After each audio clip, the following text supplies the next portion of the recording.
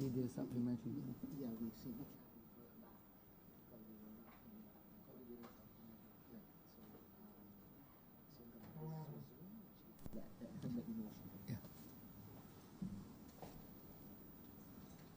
Morning, this House is in session. A resumption of government business. Army Leader, government business. Mr. Speaker, I beg to move that you do now leave the chair and that the House resolve itself into Standing Finance Committee for the consideration of the estimates. The question that the Speaker do not leave the chair and the House resolve itself into a Standing Finance Committee. All those honorable members in favor, please say aye. Aye. Those against, please say no. Meeting the ayes have it.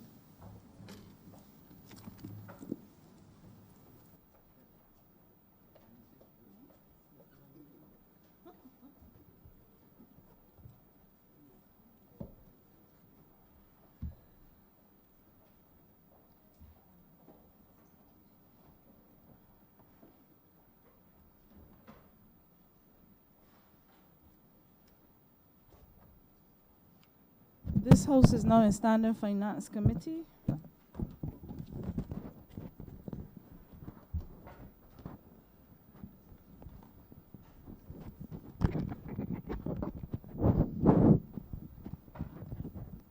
Madam Chairman, Head 82, Ministry of Environment and National Beautification, in the name of the Honorable Minister of that ministry, in the sum of $39,113,756. We invite the Honorable Minister into the room.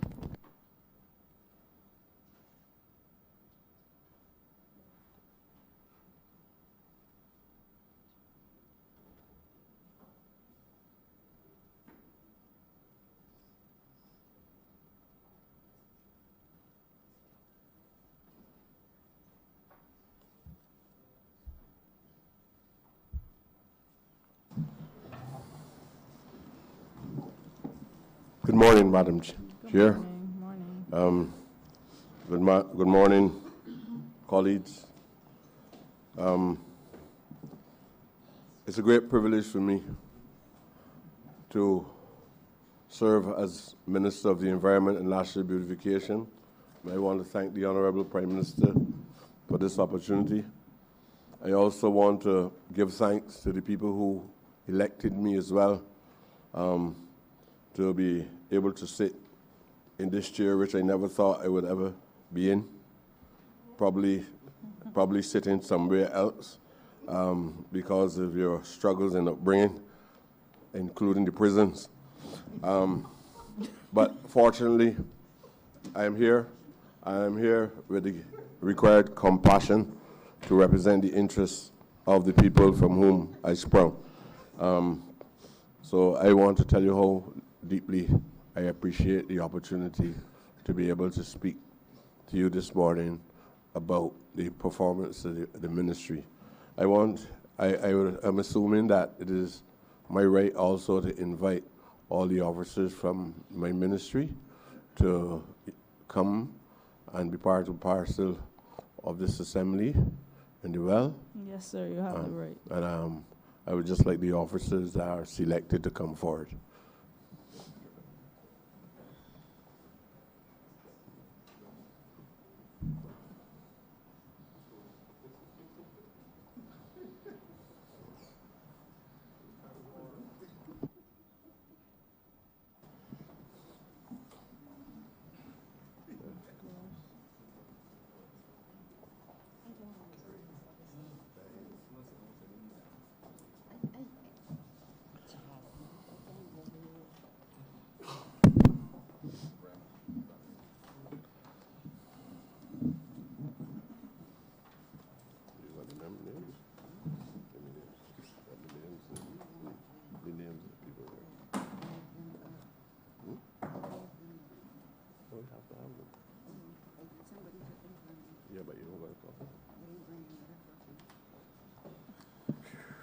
Honorable Member, you have 10 minutes for your opening Yes. remarks. And please move the head at the end.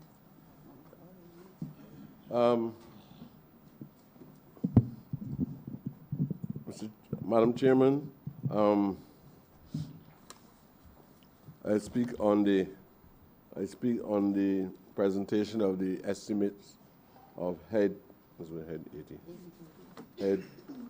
82. And I have my officers here, my permanent secretary, and the other officers within the ministry.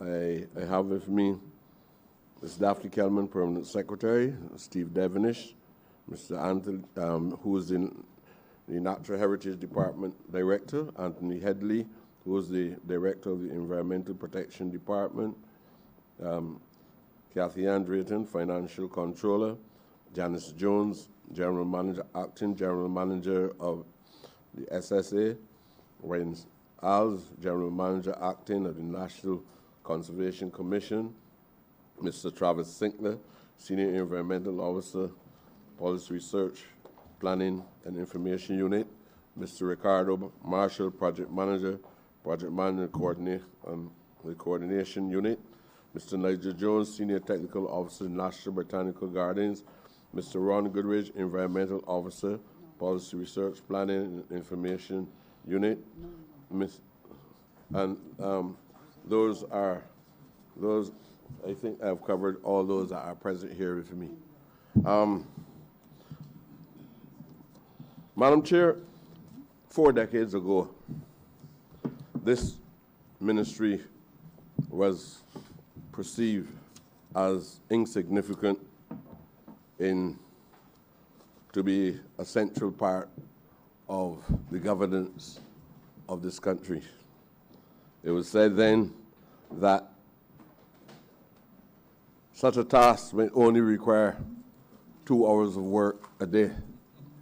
That is not my experience. I guess over the last 4 decades, there would have been lots of information, lots of unavoidable demands on the ministry, lots of scientific evidence to justify the presence of a ministry that, in my view, today is unavoidable, and its presence would remain a major etch in the landscape of the governance of the Western world, not only Barbados, but across the Western world. I'm just trying to see if I can remove any clouds of doubt of the importance of this ministry.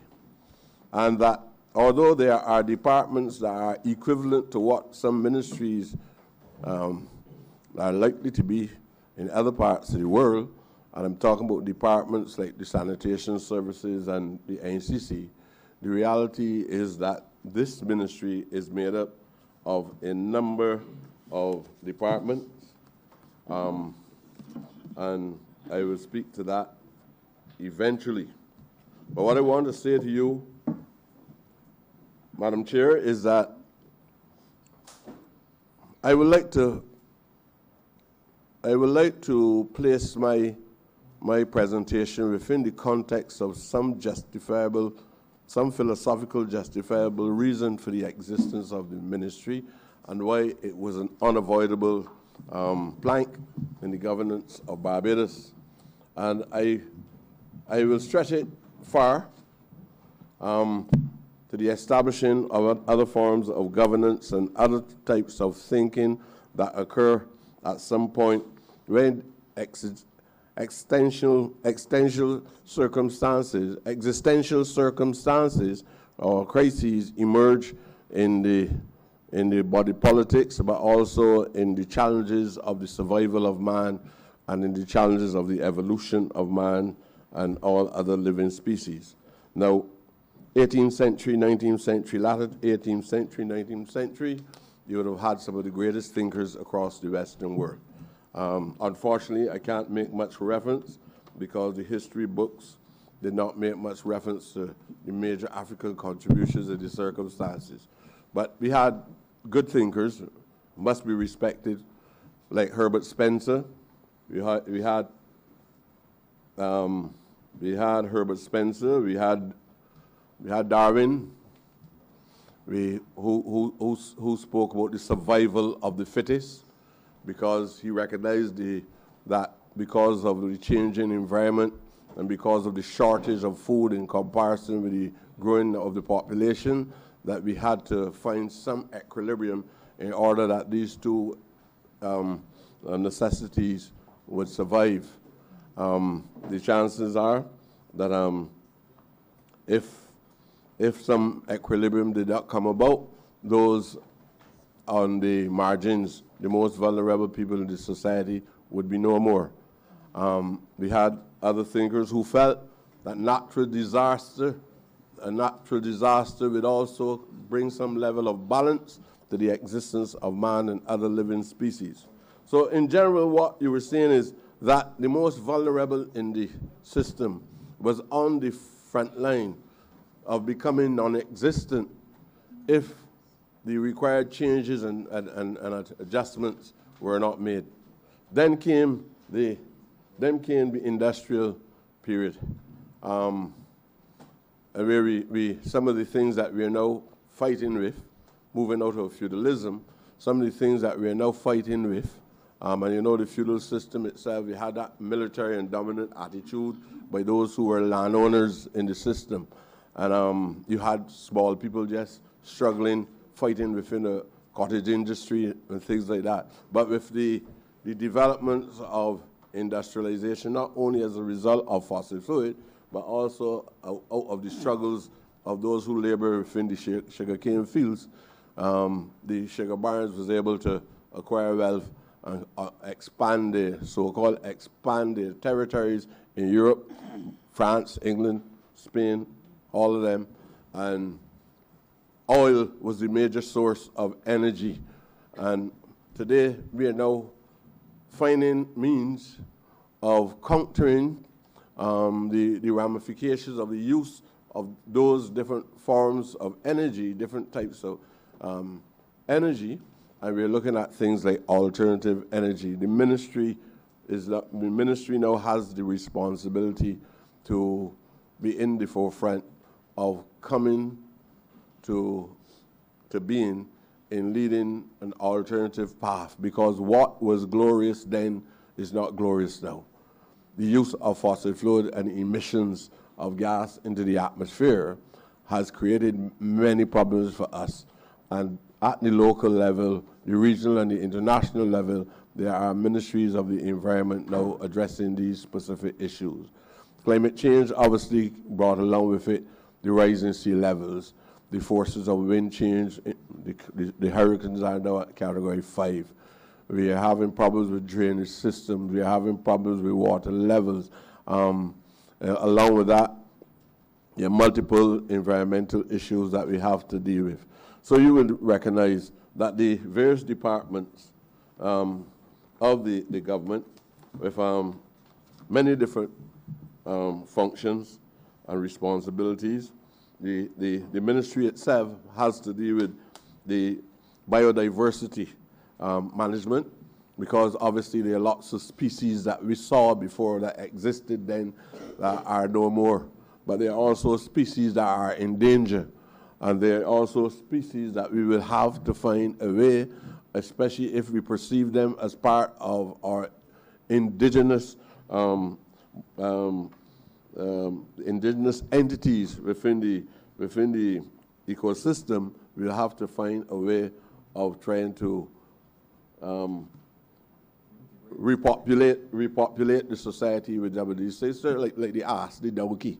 For example, I was speaking with an officer recently, and Dr. Watson was saying to me, but you know there's only one ass in Barbados now. And he said, you know, we should hold that we should even try to increase the population of that ass, because it played such an important role in the development of our people. And in many cases, there are lots of young people can never even capture, even within their imagination, the role that a donkey, which is also considered as an ass, and not in a pejorative sense, but a donkey, the things that we see people doing now starting a vehicle and going 6 meters and then you got to stop and then you got to start again. The donkey cart and the donkey used to just stop alongside the streets and pick up the waste and so on. So automation has changed that. But obviously we had yellow breast, we had mockingbirds, we had we're now having problems in relation to the green monkey population. We had there was in St. Philip, and for the first time I saw what you call these? Huh? No, there's a gecko lizard. No, there's a guinea bird. We call these birds a great thing, like a fowl walking across the street. I have not seen those peacocks and so on. But those are only some of the species, but there are many others. Sometimes you just put a little spice in the conversation to keep everybody's eyes open so early in the morning. The Policy Research and Planning Implementation Unit, which the officers are working extremely hard because we're looking at restructuring and reforming and so on within the ministry itself. There's a department, the Natural Heritage Department itself, which deal with heritage, natural heritage, not only the animate things, but the inanimate things as well, that belongs to the indigenous people of Barbados. Probably, I'm hoping that we will place greater emphasis on the Afrocentric things, right, more so than Eurocentric things in relation to preservation. If I have it my way, that's how I will go. But then I have to still represent the collective interests of the institution to which we all belong. The National Botanical Gardens, we're going to speak a lot about that today as well, because that is a dream come true. That is Barbados Garden of Eden, the most beautiful site. People who pass on the perimeters of the Waterfords and to the eastern side of the National Stadium never even knew that this land space exists, furthermore to understand the qualitative nature of the land space there at the Botanical Gardens. The Project Management Coordinating Unit. The sanitation services, of course, that will be a major discussion today, because it is where we took it from, not only in a state of dysfunctionalism, but also overshadowed by a heavy burden of corruption and pollution, right? Which came from those who preside at the optimum point of the institution itself. The Environmental Protection Unit, whose department, whose functions deal with air quality across Barbados. We work in collaboration with the Water Authority, the South Coast Sewage Plant, the officer, Mr. Headley. He works extremely hard, not only in terms of muscle, but academic application to this work. He has a strong scientific acumen, and I know he applies it as much as he can. He makes sure that we test the water so that the people who enjoy the beaches for recreational purposes, the locals, more so the tourists, which the Minister of Tourism will also be happy to hear. Mr. Headley make sure that the water levels out there, that there's no pollution in the outflow at the South Coast that would affect the lives or the health of any persons who bathe within that given geographical marine space, and as well as terrestrial space as well. The ministry itself has to prioritize, because the challenges are so complex and so demanding, and we have to be reaching targets within such a short period of time that we have to prioritize. We have to look at how we're going to restructure the department for the smooth running of it, because what I have is a structure which I've inherited, and I have to kind of heal fractured relationships as well. And in cases where the duplication or overlapping of responsibilities across various departments, we're going to have to bring some form of rationalization to the order that is there within the ministry. But we're functioning. There might be lots of nominal differentiations within the ministry itself, but in reality, people work very hard collectively, interdepartmental responsibilities within the ministry itself. But the ministry doesn't see itself operating as a silo with no interest in what is happening, because I work with the ministry works with the Ministry of Energy and Water Resources. We also know that we have to play a major role in what we do in the area of creating a new architectural arrangement, especially not just for buildings in general, but for buildings for the majority population, which are the small people within various communities, especially in coastal lands like the Orleans, coastal lands like Farnham's Land, Marshall Gap, people who live around Westbury Road, the coastal lands as well. Not only that social class, but the coastal lands around Carlisle Bay. The architects have to also play their role in designing the correct types of buildings as a form of mitigation or adaptation to the changes in the climate, because the change. I ask you to wrap up shortly. The changes. Okay, madam. The changes in the climate, as I indicated before, give them rise to high water levels, and this is a flat topography, and the waters could easily find themselves coming inland at any time, especially during Category 5 or beyond hurricanes. Madam Chair, I hope that I am explicit enough, at least to give a framework, a mirror of what constitutes the Ministry of the Environment, and I'm sure that with the help of the officers who I have here, who I have no doubt is quite capable of assisting, that you will even get greater clarity as the proceedings continue. So thank you very much for listening to me. Can I move that head 83? 82 stands par. Honorable Leader of the Opposition.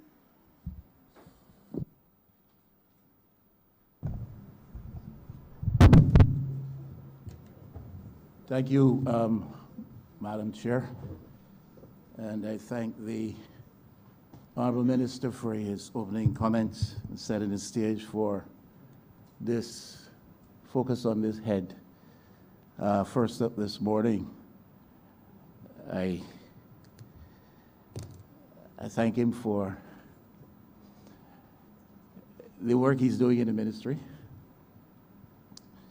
and I thank him for the level of representation he brings to the constituency of St. Michael East, in which I reside.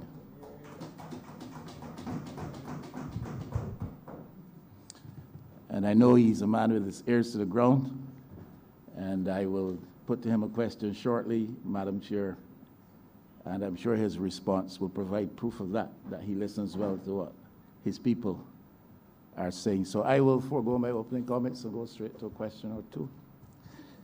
My honorable friend was very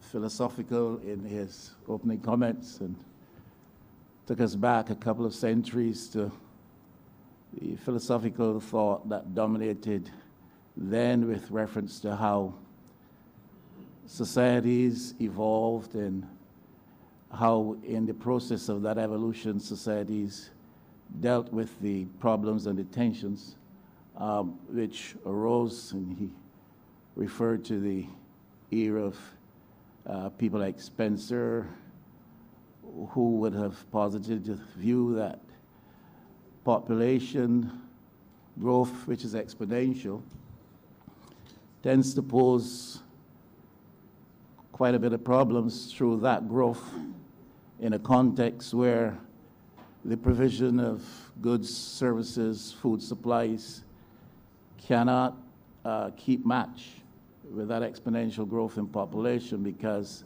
the expansion of that is linear, whereas that of population explodes exponentially.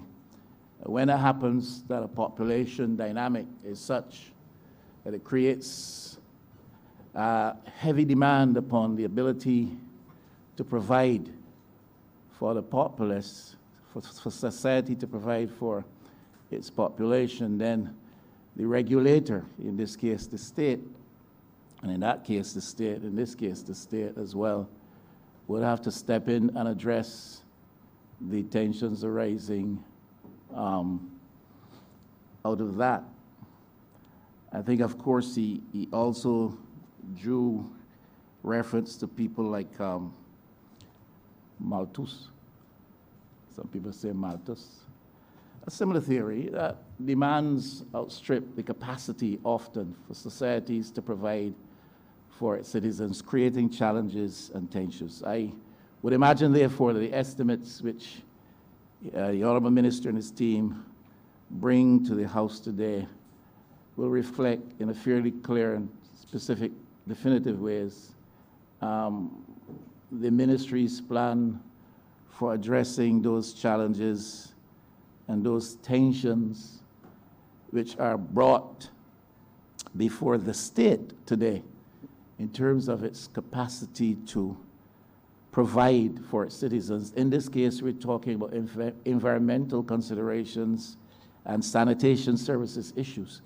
So I imagine that the estimates, in a very clear and definitive way, will point out to us that the minister and his team understand, and the government beyond that understand clearly what is required of them in the current environmental situation in Barbados, the current sanitation services related situation in Barbados, what is demanded of them, and we will see some clear indicators in these estimates as to a fairly thought through and outlined response.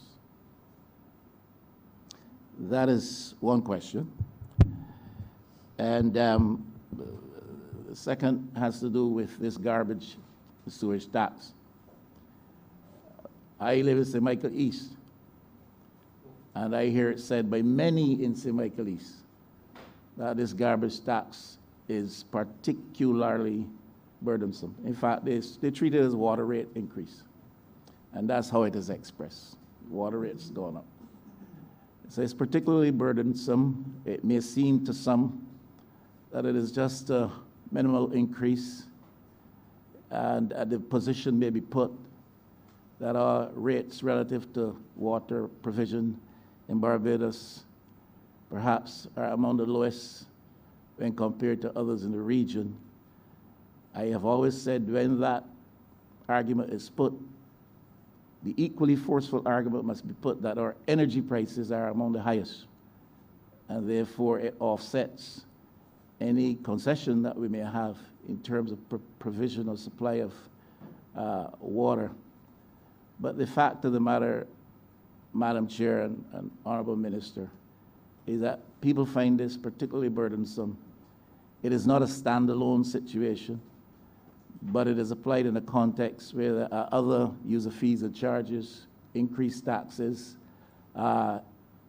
inflation, the cost of living, virtual stagnation in wages is a context. And I would like to hear my honourable friend from St. Michael East give us his view on that this garbage tax is too burdensome for many. And I would further want to ask if he would be prepared to advise his cabinet colleagues to that effect. And my third question, Madam Chair, has to do with the recent acquisition of garbage trucks. And I poked a little fun at my honourable friend when he was pictured in the public media in Barbados at midnight celebrating the arrival of 2 small garbage trucks. And if I poke fun at my honourable friend then, I must compliment him now that there are some very large, nice-looking vehicles And that, if I'm to be fully honest, I hear people on the streets speaking to the effect that the garbage collection service in the area is much improved. And so I give him plaudits for that. I like to treat the honesty. And having said that, though, I have to ask for my honorable friend as to the financial arrangements around those garbage trucks.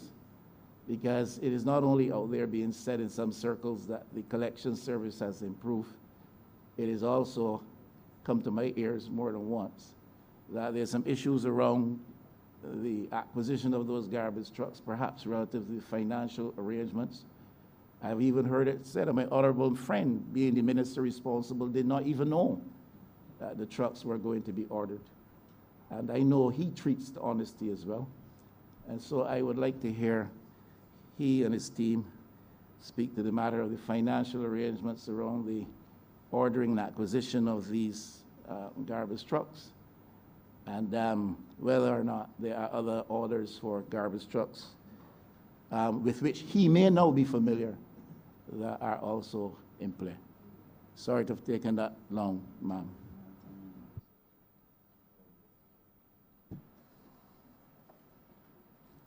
Thank you, Leader of the Opposition. Unfortunately, you're the embodiment of many as Leader of the Opposition. But nevertheless, I have to respond to you. I think that the one that is most critical, the one that which is grounded in rumor, is the one that I would respond to. In the very early stages of the importing of the Christmas gift, which we gave to the state, with 10 trucks, not the first two, because that was a signal of my commitment and not waiting on anybody to give me second-hand information. And I was hoping that I can even expedite the delivery of the trucks coming from the ship. So I got up out of my bed after midnight and went into the harbor. I didn't want to hear that a vehicle was in. And when I go and make a statement the following morning, there are a number of distortionists and antagonists who would deliberately go and twist everything that I say. You know, you remember, Madam Chair, that I once told them I was not Jesus and everybody was offended. I am trying to find out if I had mentioned them that I believe I am Jesus, what they would have said. But I was just trying to imply clearly that they were asking me to do a task that only superhuman can contribute to it. And that was all it was, and it became a story of great significance for the quality journalism which we have. Anyhow, we got those trucks out. Those were the first two. We are now in a position to say that we have about 23 vehicles. Yeah, no, I mean new trucks. Yeah. We have about 23 new trucks. And we have about 10 to 12, because it fluctuates, trucks that we have had before. So we are very close to 35 trucks functioning at the sanitation services.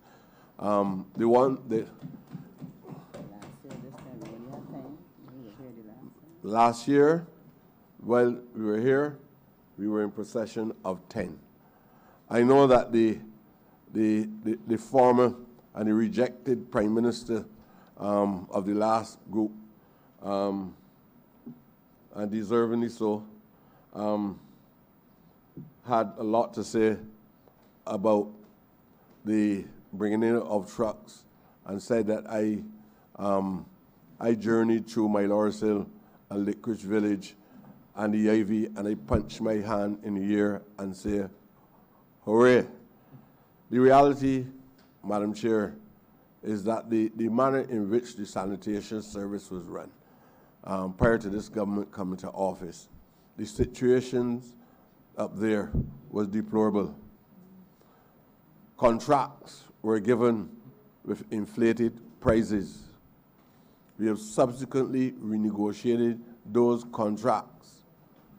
And to be honest with you, whenever I see anything like that, I try to remove the facade so that I can see what is behind it.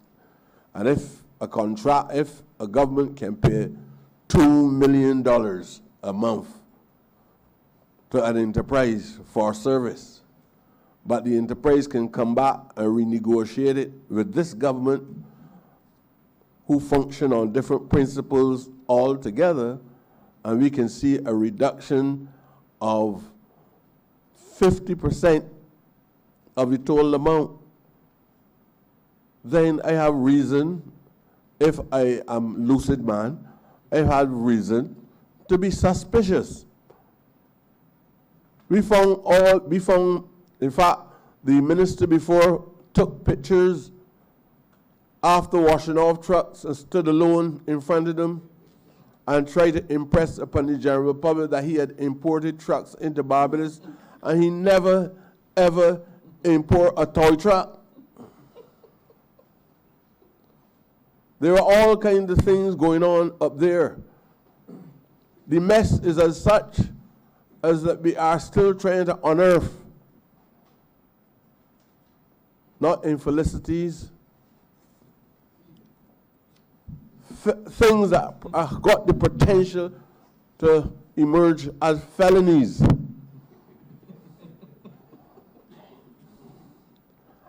So I am hoping that sooner or later some comfort will be given to those persons and that specific person at Dodds in St. Philip.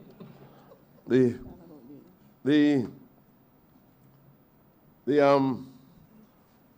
left, we came there and we found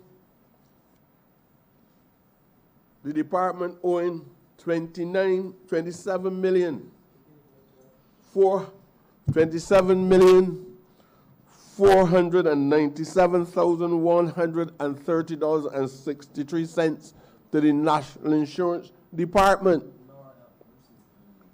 And if you think that is bad, the PAYE, $24,497,130.63 to the National Insurance Department.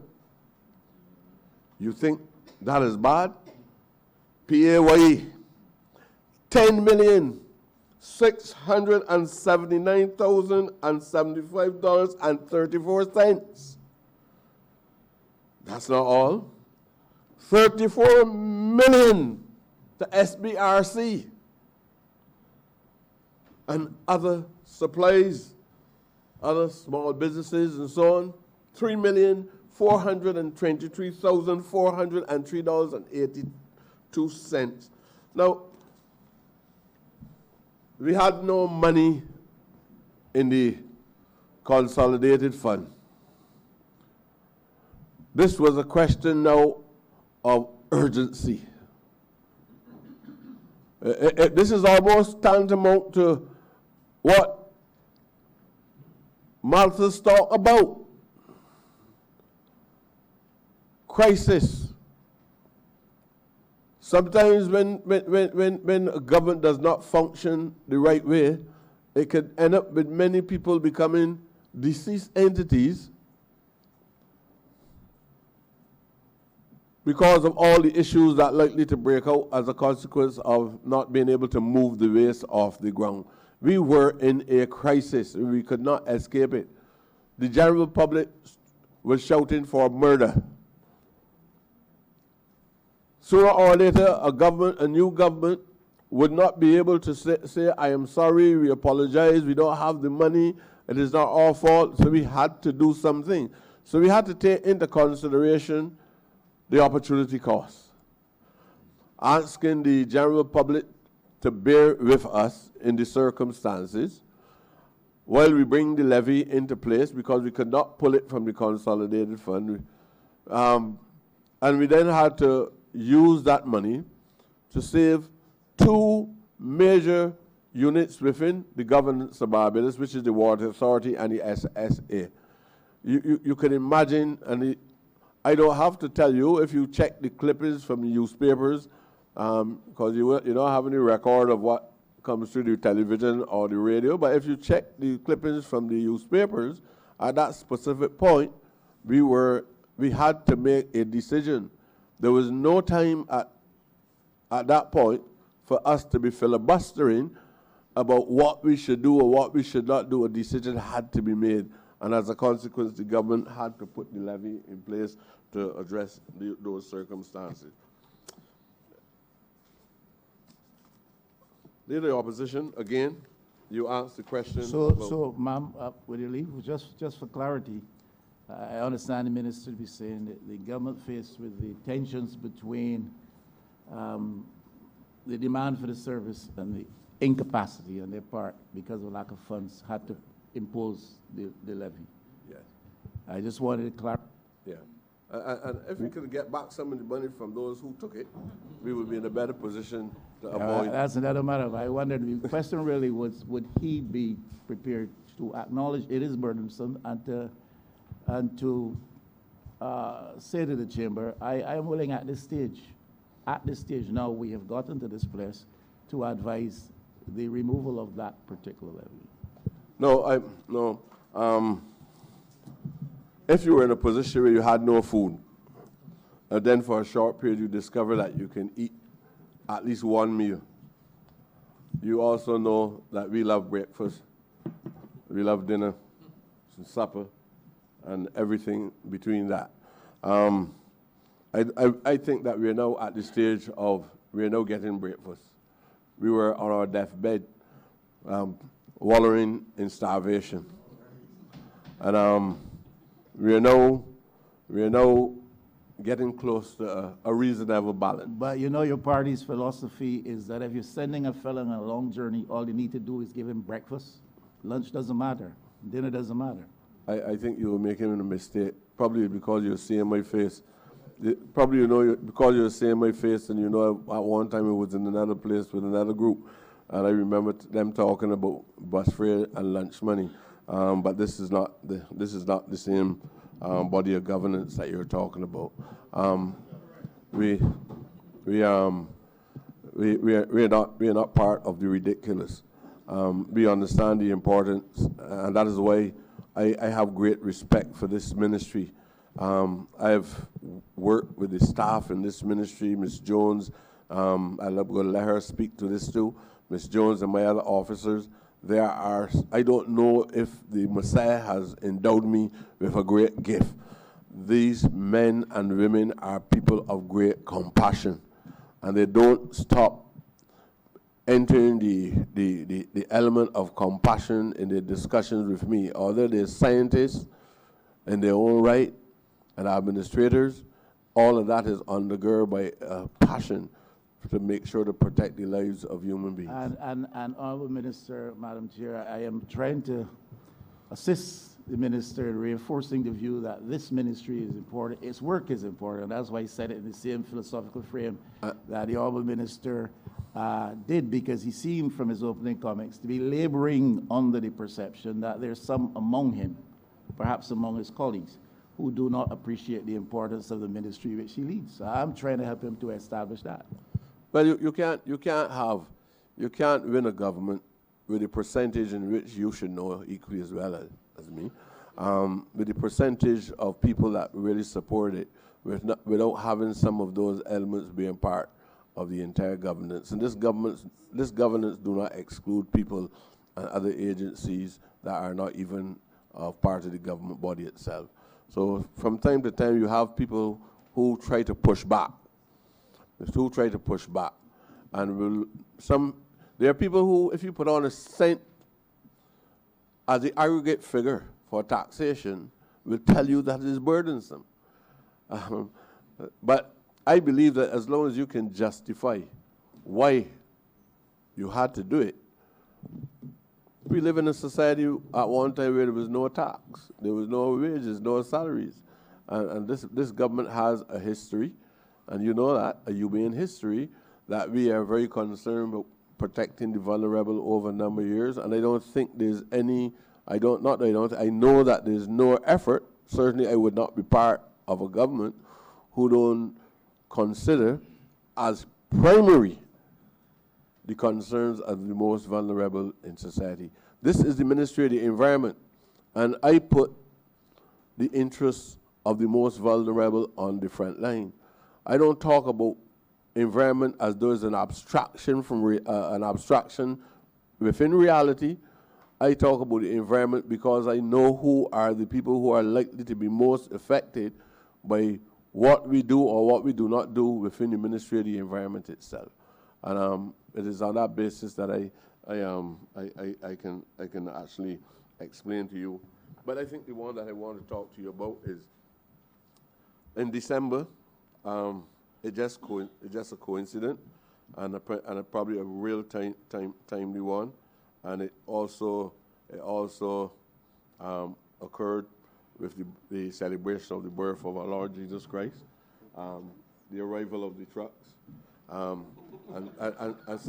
since nobody, and you know better than me, I'm not a man too biblical about things, but you know they say that the Lord moves in a mysterious way, his wonders to perform.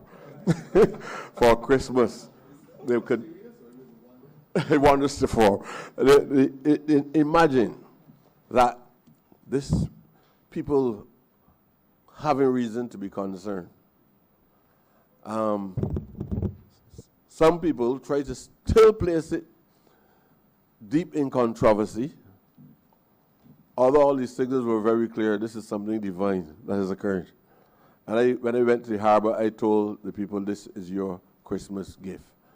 10 trucks. But then the debate started, and well facilitated by other agencies that are willing to distort reality, that the trucks did not have any bar on the back, as though Barbadians don't have any innovation or no skills, that you can't put on a bar between 12 o'clock on Saturday and Sunday morning at 6, right? A task as easy as that. Bars were placed on the trucks. They were recording about 6 or so boats at the side of the trucks and saying that if the people travel on the side of the trucks, they're likely to get killed and all of that. And we moved those and we put them to the back. Then they said they were too big to drive on the roads in Barbados, and there are many other trucks much bigger than those. Then they believed that there was no creative talent in the management, and the management was able to use those vehicles all over Barbados, making a modification to the model which they apply. And now they are saying they are not only aesthetically pleasing to the eye, right, but they are of important utility value to the Barbadian population, and we have been able to reduce the amount of waste on the road substantially as a result of that Christmas gift which we received at that time. Now, the ordering of those trucks. The engineers, the superintendents, all of these people looked at the specimens, the specifications in relation to the model trucks that was coming in. They went through it in detail. They gave a comprehensive account of the value of the trucks at this specific time. At that specific time, the matter was then taken before the board of the SSA, and the board of the SSA then approved it, and from there it passed through me, and the trucks were on their way, certainly within a shorter period of time than the usual. And that was because there was direct negotiations, because we understand the urgency of the matter, and we had to respond as quickly as we can. So there's nothing that I personally know that is injurious about any managerial conduct, or even at the level of any ministerial conduct. I certainly don't know anything about it, and my mouth fairly big, and I don't think the leader of opposition has anything to worry about. I think that what should be most important is that we are resolving the problem of the removal of waste from off the streets, and we have been able to avert a major health crisis in Barbados. Ma'am, just for clarity, I thank the Minister for his response, and particularly last question here. I was hoping to get some information on the financial arrangements around the acquisition of the trucks. I'm not worried about anybody's conduct in the public sector around this issue. I was just simply asking for some detail on the financial arrangements around the acquisition of the trucks. The costs, the agents, et cetera, et cetera. The General Manager will respond to you. Good morning, I'm Janice Jones, Manager Sanitation Service Authority. With respect to the acquisition of the trucks, the Sanitation Service Authority the value of the trucks was US $2,300,000 for the 10 trucks. The Sanitation Service Authority would have paid an initial deposit of $1 million, and the balance was paid by the Ministry of Finance. We would have written to our parent ministry advising that we only had money for the deposit, and that was paid, and the request was made from the Ministry of Finance to foot the balance for the acquisition of the trucks, and that was done. Was there an agent involved, may I ask, Madam Chair? And is there any outstanding debt, or it has been fully paid? I'm not clear. It has been fully paid, sir.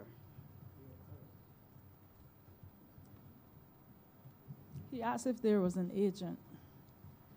A company by the FSBT Limited brought in the vehicles, and the monies were paid to them. Who's FSBT Limited, Madam Chair? May I inquire? Could you define the SSBT? For the Honorable Leader, the Opposition? No, It's a company, Barbadian company? a registered Barbadian company.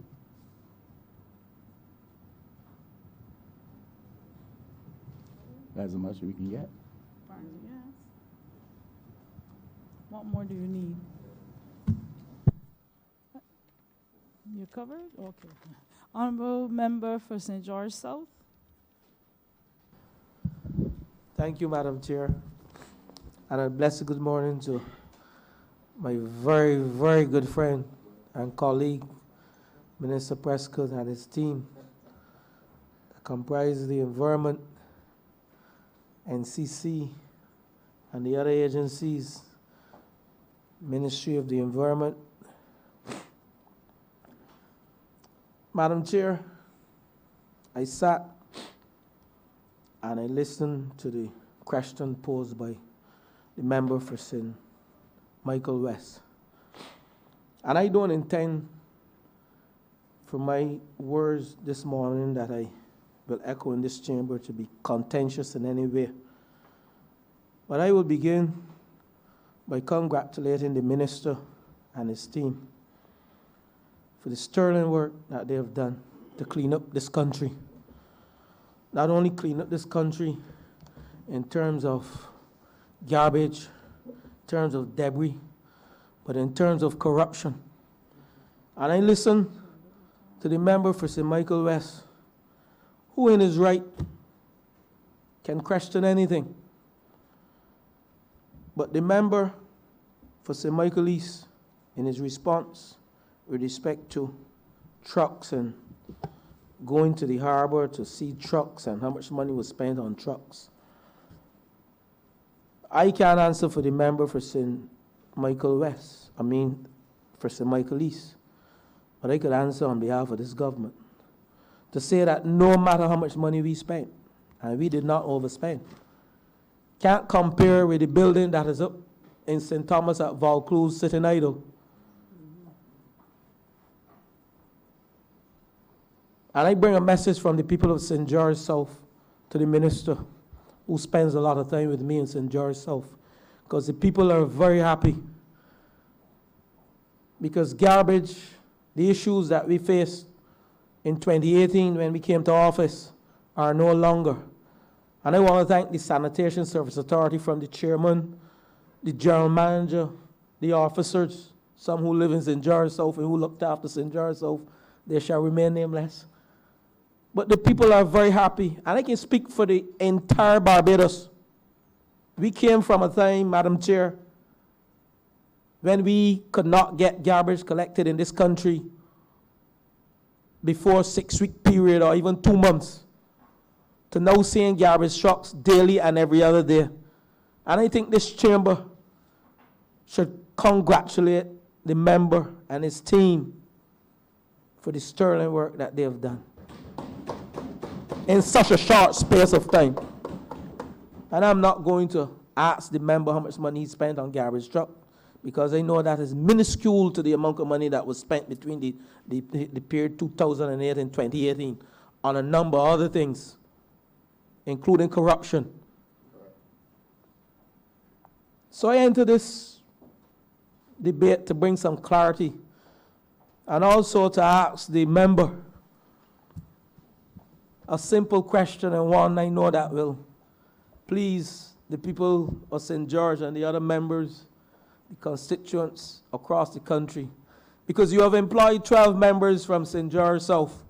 You have helped me, because we have come from an era where employment, we're talking about employment, unemployment. I want to thank you, Minister. Those 12 young men and women who are cleaning St. George are very happy. Their parents called me and said, Minister, I thank you. I said, don't thank me. You need to thank Minister Prescott. He provided that opportunity. And in saying that, Madam Chair, I would like to ask the Minister how long this campaign will continue.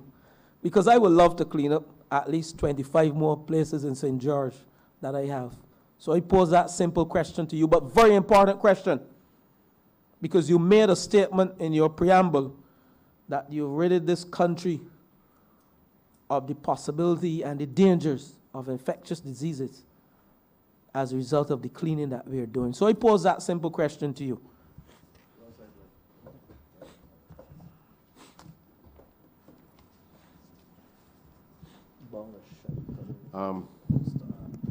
Madam Chair,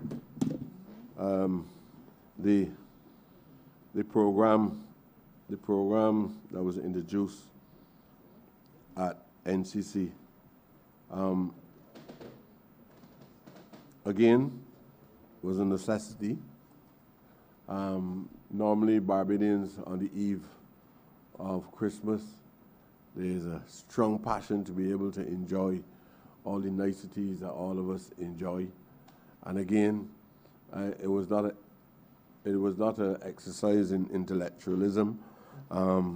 It was trying to rescue a few people from living in hardship, especially at a joyous moment, an annual joyous moment that all of us love to share, especially all of us decent Christian-minded people in the society. As you know, people never stop coming for work at the NCC. I believe that not only the NCC, the SSA, and everybody that goes to the NCC and go to the SSA, they always say, the minister sent me here. People that I don't even know, people that only in Barbados on vacation, sometimes they go and say, the minister sent me here. And they even go sometimes and say, I got to get this job. Or the minister is the boy who sent me. So they're not asking Mr. Jones for an opportunity, or they're not asking Mr. Alves for an opportunity. They go and they demand the opportunity. What I did is I agreed to reach a target without any special allocations to any constituency, without any special allocations to any constituency. I said I would love to see employment spread across the entire landmass.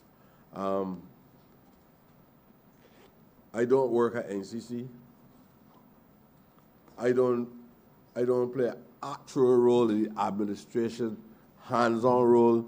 in the administration at NCC. The workers, when the news went out, the workers rushed to the NCC in abundance. They were at the NCC, and from the reports I received, they were at the NCC. The Friday, Facebook did its job. The general public was notified. They went this Saturday, they went this Sunday. Even when people were at church, they were still coming. And I told them that the Prime Minister had only made available to me X amount of dollars. And many of the ministers here got angry with me.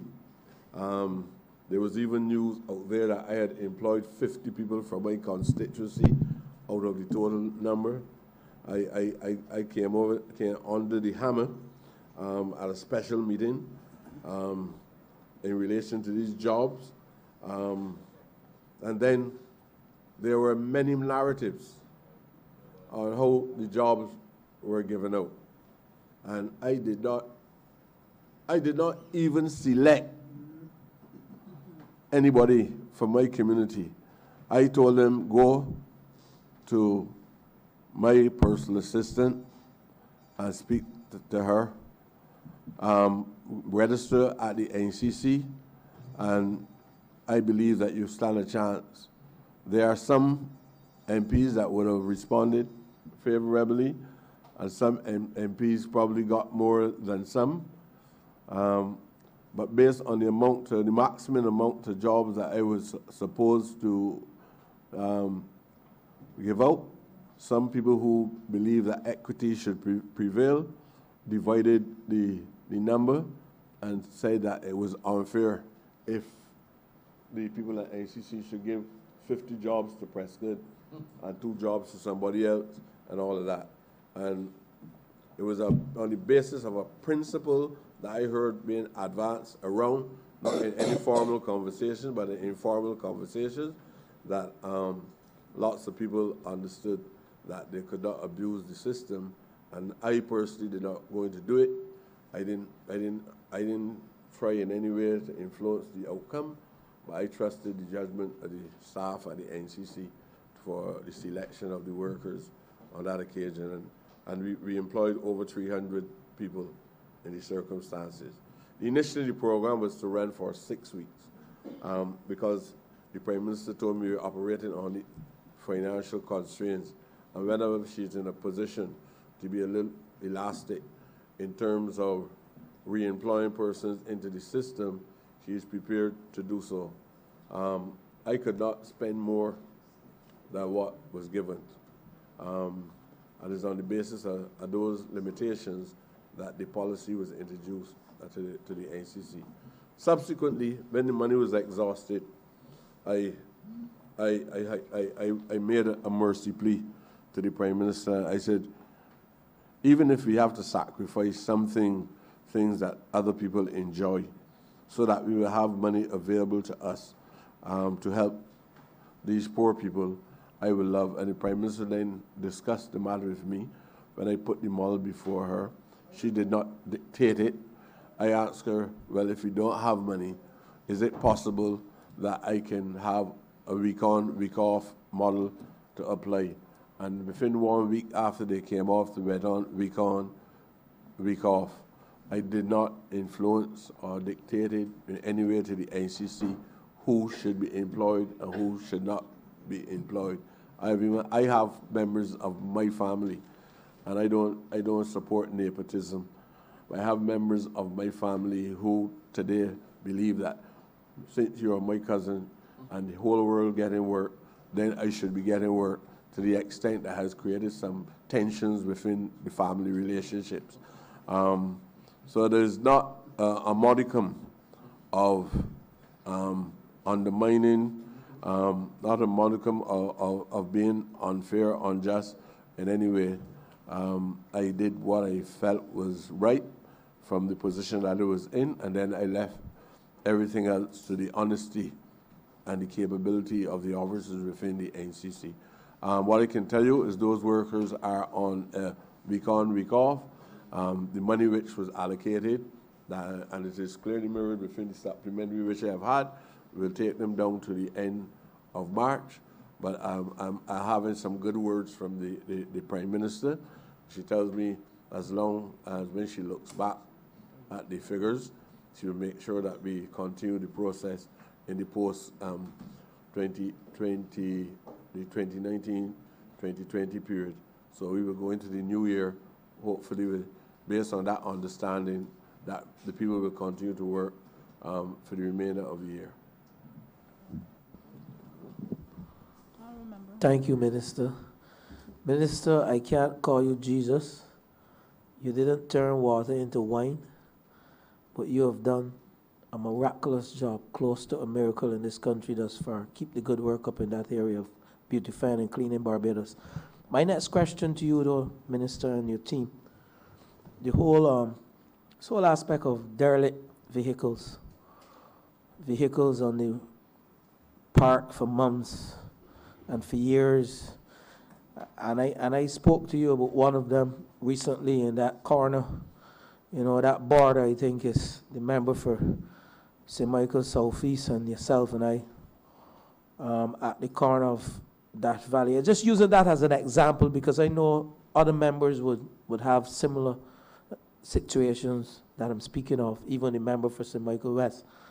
But I would need to know government's policy as it relates to derelict vehicles and what are you doing about it in terms of a policy position. We can move one or two, but I want to hear government's policy, what we intend to do about derelict vehicles, because that has a potential, a serious environmental and health hazard to this country. Thank you, Minister. I would allow the Director of the Environmental Protection Department to respond. Thank you very much, Minister. My name is Anthony Headley. I'm the Acting Director of the Environmental Protection Department. We have been responsible for some time for both the derelict vehicles and derelict buildings program. The overall policy of the program is to remove all derelict vehicles when they're identified. The main issue is the challenge of resources at any given point in time. We have a rolling program where we continually identify derelict vehicles throughout the length and breadth of the island. Currently, we are now completing our final contract for this financial year, but at present, we have identified 736 derelict vehicles. We've removed to date 659 derelict vehicles. 11 contractors have received work, and we have spent approximately $94,425,000 on the derelict vehicles program. Those vehicles, we have, as part of the program, a verification process to ensure that when a contract is issued, that the vehicles are actually removed. They're taken first to SBRC, and then the SSA directs where the vehicles go from there. But that is part of the verification process where we can be certain, one, that the vehicles that we have identified have been removed to a sanctioned facility. And it is our understanding that they're directed to one of the metal recyclers, and those vehicles are compacted and the materials are shipped off the island for recycling. Mr. Headley, thank you for the simple explanation. The time has come that we as a people, this government is about changing behaviors and in a positive way. And I think the time has come for us to look at our legislation, if it has not been done. And I know the good Attorney General, I think I heard him speaking about this before, whereby, similar to how we are dealing with persons who have left the land for years to run in bush and rodents and rats, and the dangers and the harm to children and human beings generally, I think the time has come for us. When someone leaves a vehicle on a pasture or on a wayside or on the road that is dangerous to traffic and is dangerous to your health, once we have identified those individuals, then I think there should be some sort of payment or some sort of warning towards a payment to the owners. And not just that we, as a government, going to spend our resources and our money on cleaning up vehicles and then, because everything you mentioned there, Mr. Headley, is a cost. How are we going to recoup this money from the owners? So I think the time has come, and you can speak to it, or the minister, where we have to begin to change behaviors. Those persons who see the government role, oh, I down with this car, let me park it by the wayside, and Mr. Headley going to pick it up. The time has come for us to change behaviors and implement some measures within our legislation that can help us change the way people view the government and view what we're doing as just to facilitate whether you do it good or you do it badly. That's my 2 piece in that. Minister, well, I agree that because of the situation that we have found ourselves in, a lot of the services that we used to offer to the general public, these services are now underneath pressure because of financial limitations.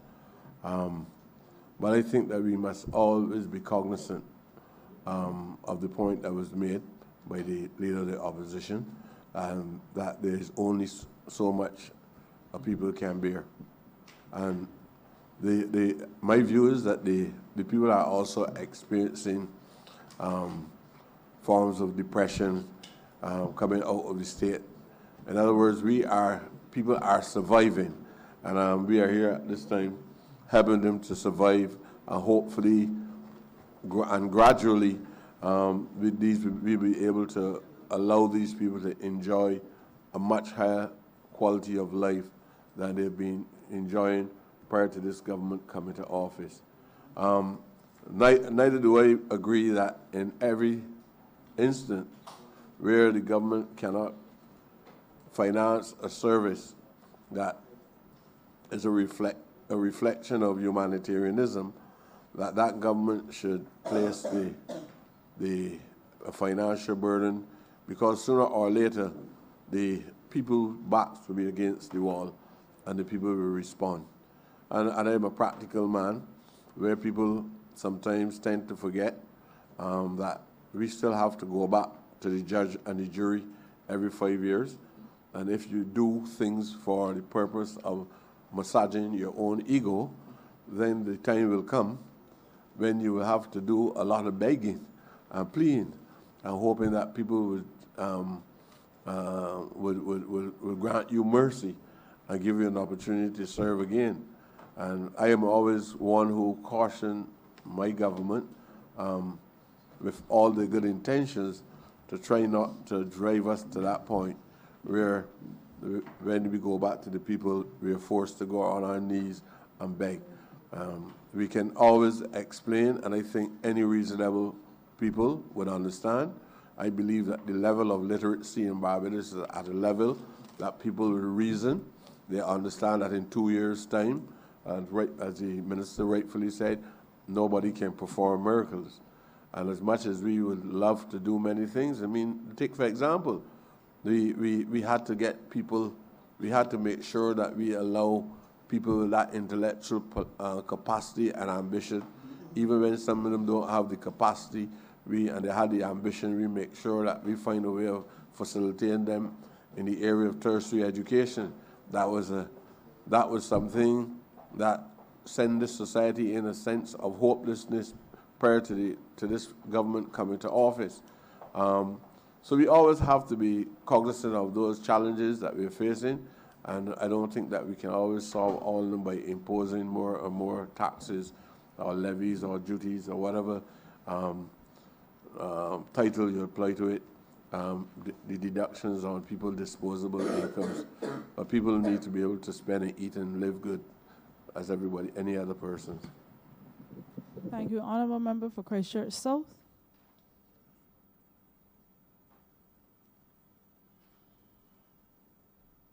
Thank you very much, Madam Chair, and good morning to Minister and your team. I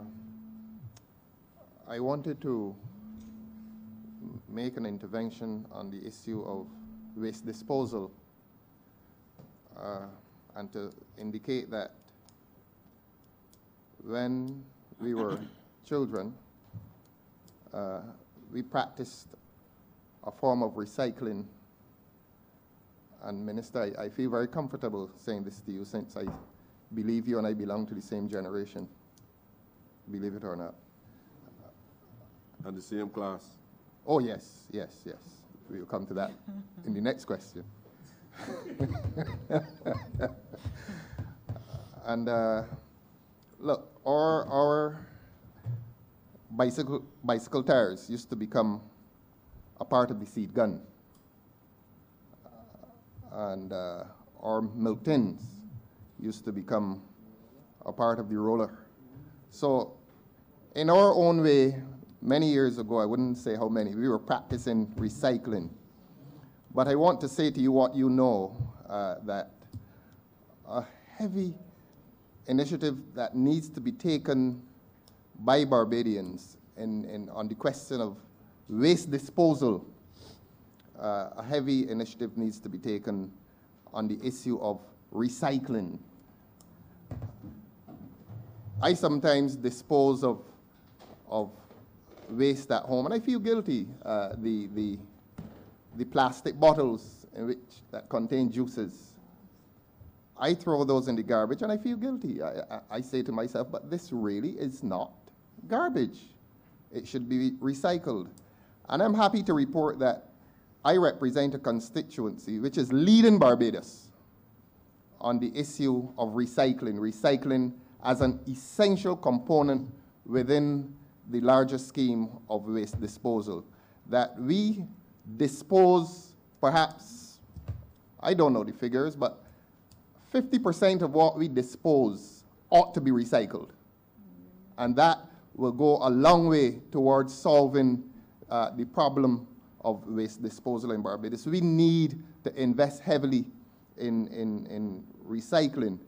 And I could not let this moment pass unless I paid public tribute. I come here, I'm parochial.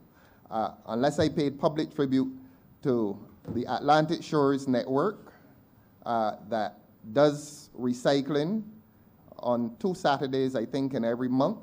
And they extend that across Christchurch, and I believe they extend it beyond Christchurch. They invite people to come from all parts of Christchurch and all parts of Barbados to be a part of their recycling program, which assists greatly on the issue of waste disposal. It is also done in Graham Hall.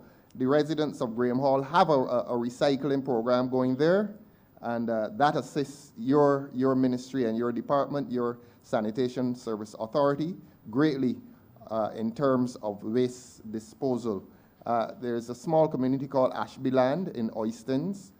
They clean their community by their own effort at least once a year, and they assist your department as well. And this is something that needs to be duplicated across Barbados, Minister, so that this issue of waste disposal, which has become one of the hottest issues in Barbados, need not be so. If Barbadians practice the good habit of recycling, and I want to encourage your ministry, I want to encourage your relevant department to get into the schools and to teach these attitudes to children at the age of 5 and upwards, so that waste disposal in Barbados ought no longer to be an issue. The number of trucks ought no longer to be an issue if we have our people practicing recycling.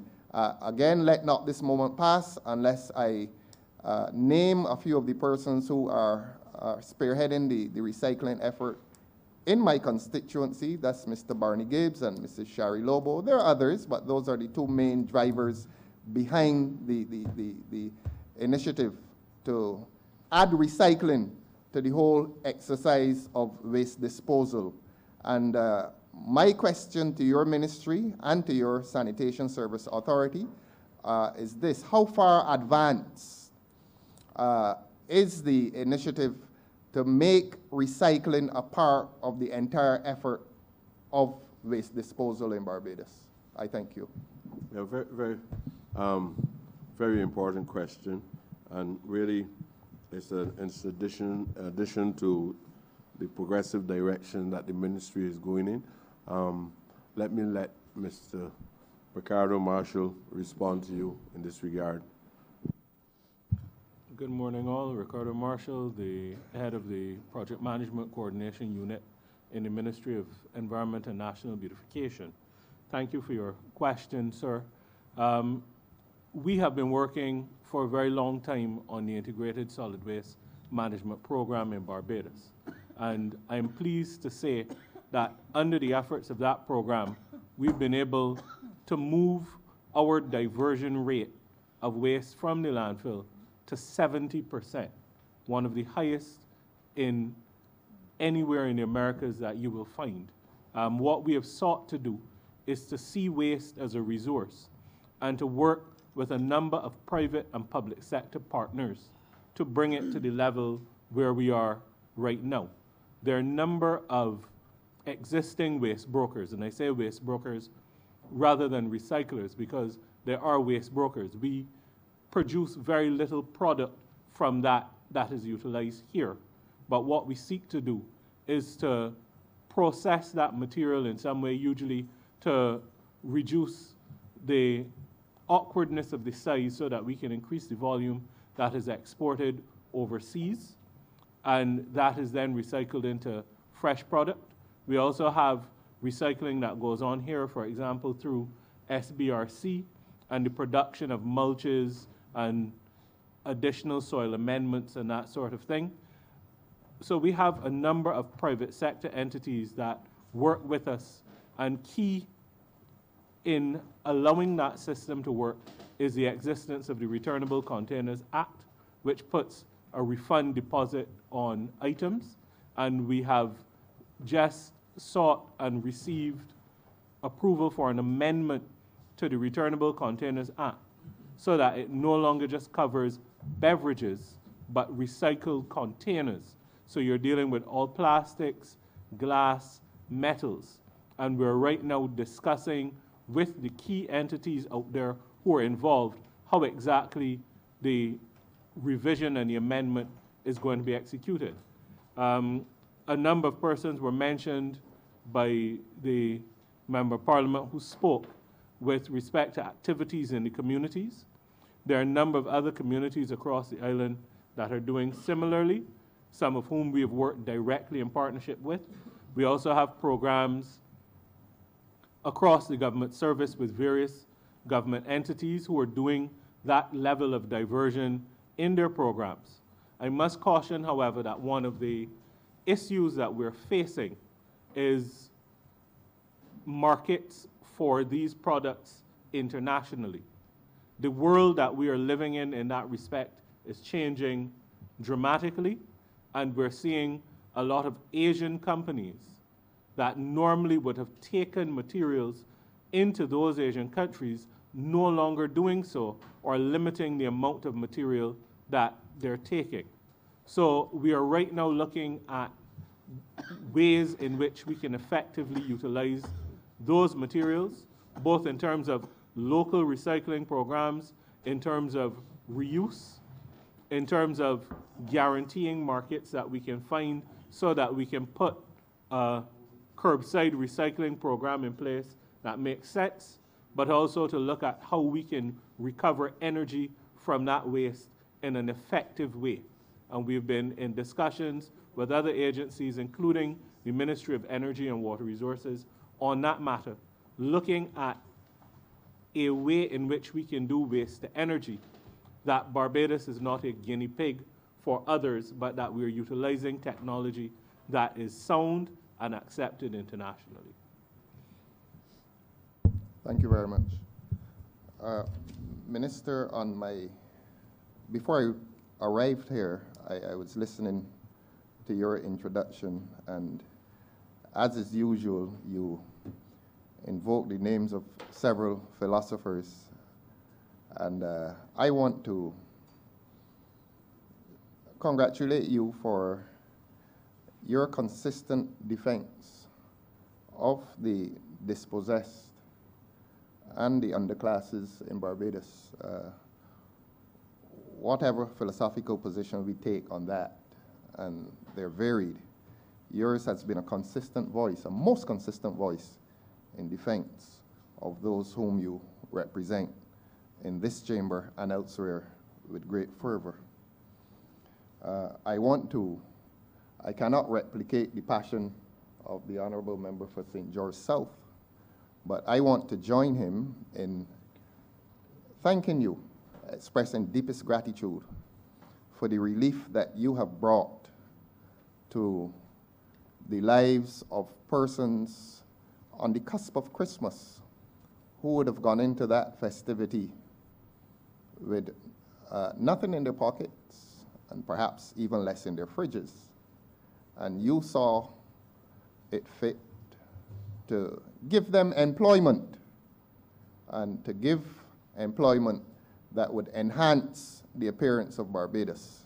So you were doing two things. You were enhancing the appearance of Barbados, but more importantly, you were giving relief to citizens across this Barbados. And again, I join with my parliamentary colleague from St. George South and to say to you that 12,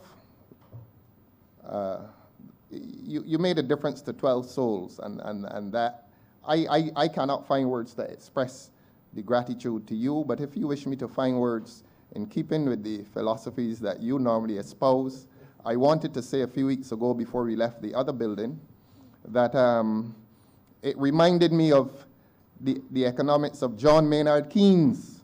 As you know, Minister, he at one point would have said that if you have to excavate holes in the ground, pay people to excavate them and just refill them, do that as an economic strategy to boost the economy and to pull an economy out of recession. And as you know, John Maynard Keynes influenced the economics of post-war America.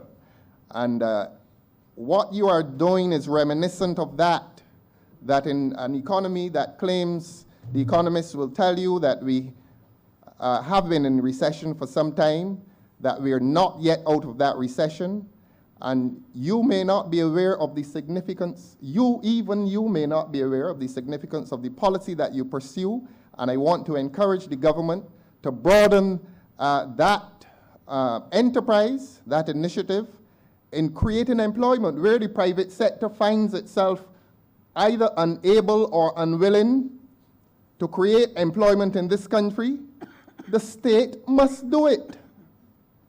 And I suspect, Minister, that is your philosophical position, that the state must expend its resources to pull people out of poverty in this country.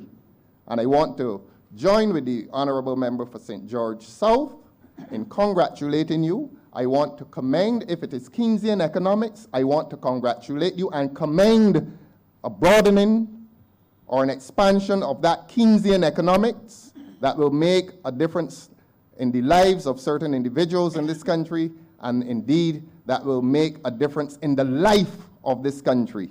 And I cannot press you with the question. I will ask it. You've employed a dozen from each constituency. Indeed, I will not make it a question. I want to humbly suggest to you, Minister, that if this economy is to experience some growth, that dozen may have to become 2 dozen. That 2 dozen may have to become 3 dozen. We saw what happened this week. Whatever has been the story behind that, it is a fact that it happened. There are 149 people in this country less well off today than they were on Monday. if the private sector finds itself unable or unwilling to rescue and retrieve those people from the depths of disastrous impoverishment, this caring government must introduce and reintroduce a form of Keynesian economics that will rescue people, that will literally put bread on their table. And Minister, I commend you, and I want to encourage you. It is not a question. You may comment if you wish, but I wish to encourage you to encourage your government to pursue that economic philosophy, that economic policy, to bring this country out of a recession, the grips of which we will never be comfortable. We cannot be comfortable with the poor among us suffering as badly as they have been suffering. I'm obliged to you, Minister. Madam Chair, thank you very much for allowing us to venture into what I call it philosophical guidelines. Madam Chair, the reality is that there is a principle, a higher principle than any partisan phobia. The reality is, and Kwame Nkrumah said, and also Nyeri indicated that one of the difficulties he had when he was an administrator is that there were great ideas, but the ideas were not always executed by him. And what he felt ought to be the end result, based on the objectives that he had in his mental construct, he said the people who were responsible for executing those ideas never fully understood what it is that he wanted to achieve. My view is that I am not governed by, I have had a checkered past in relation to political life. I have touched probably 3 or so of the central political institutions across Barbados and played a central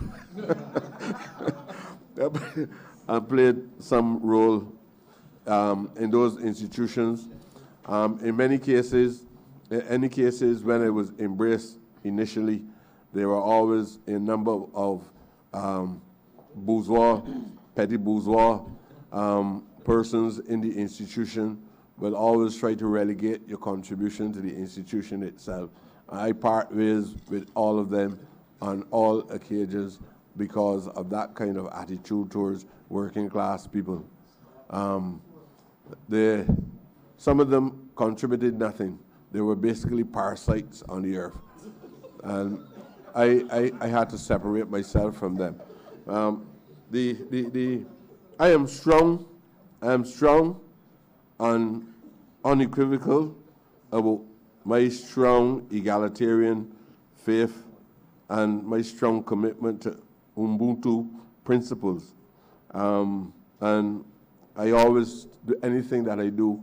If I move from outside the framework of those principles, I would apologize to anybody if I make that mistake, and I'm not going to make it.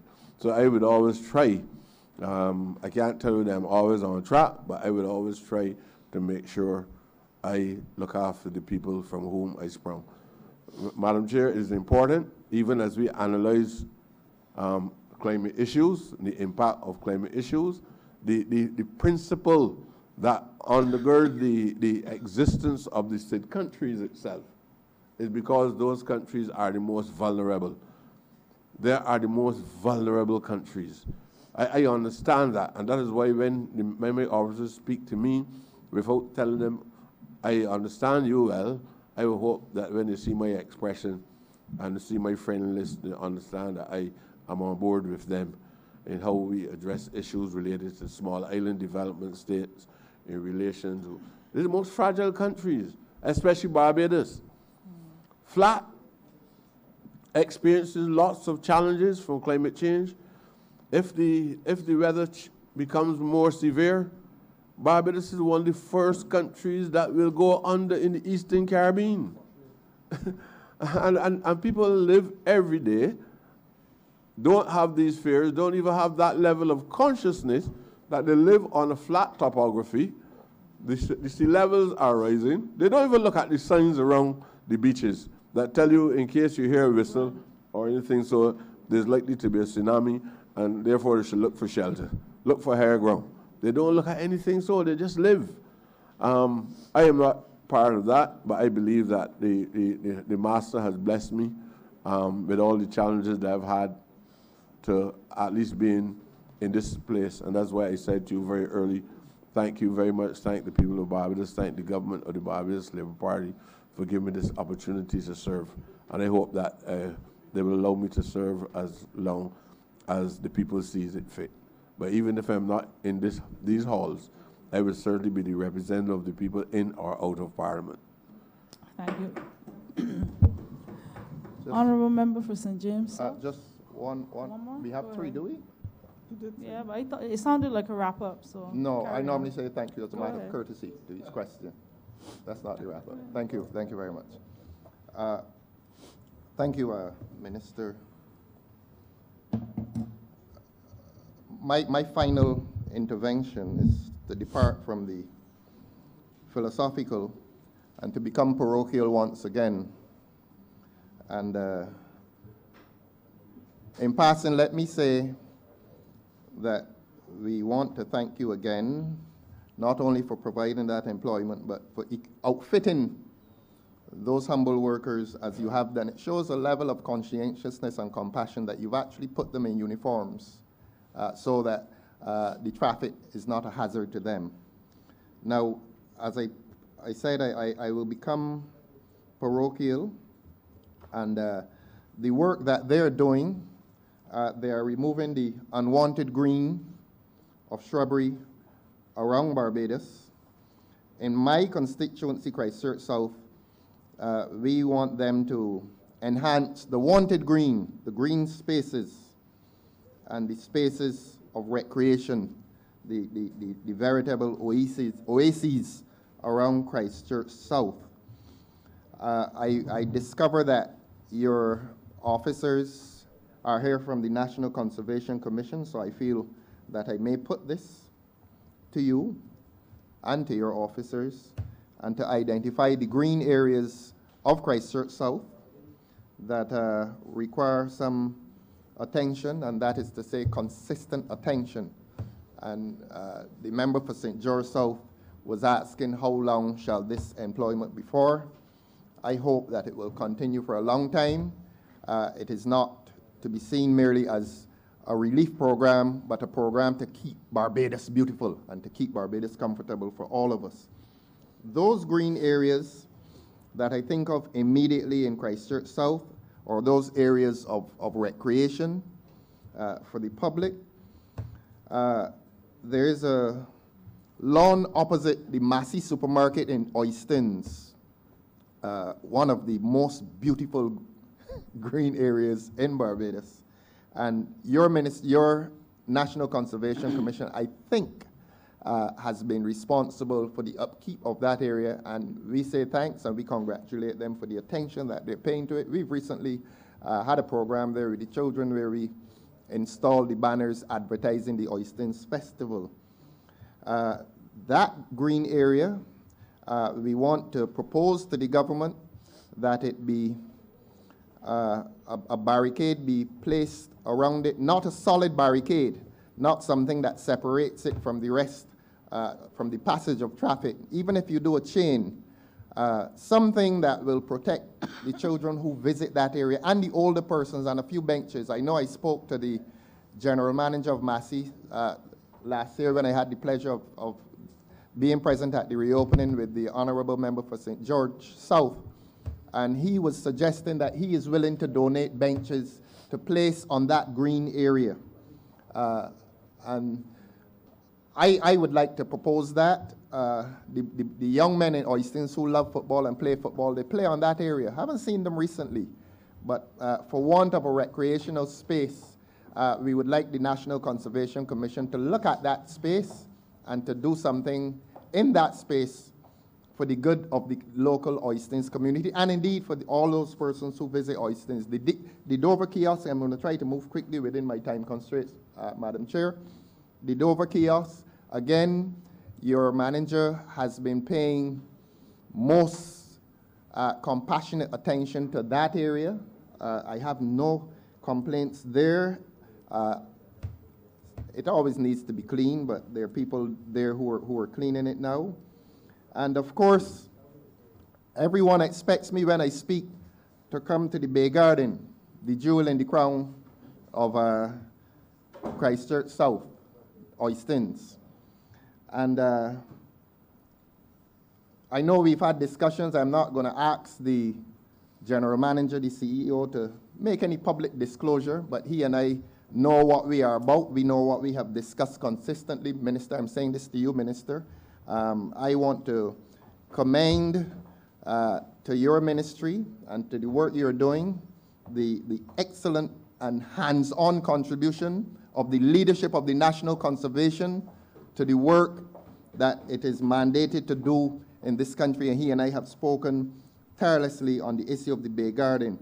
I can boast to you now that tonight I go there to welcome a group from England, a group of about 30 persons from England. They're of Caribbean heritage. I would like to persuade the Minister of Tourism, who is now present, to join me there tonight at 7 o'clock. And I suspect that if I disclose the ages of those people to him, that will persuade him to come. Yes. But With the greatest reluctance that I interrupt my friend while he is in full flight. But I want to make it abundantly clear for the record of this honorable parliament that at no time during the course of my tenure as Minister of Tourism that I have ever conducted national duty on the basis of an interaction with a person or persons of any specific age group. Unless it be needed to be made any more clear, or gender.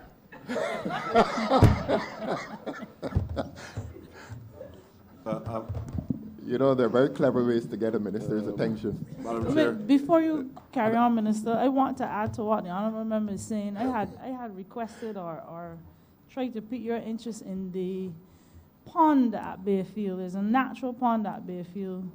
Migratory birds come, lily pads that the residents have done a fantastic job in maintaining.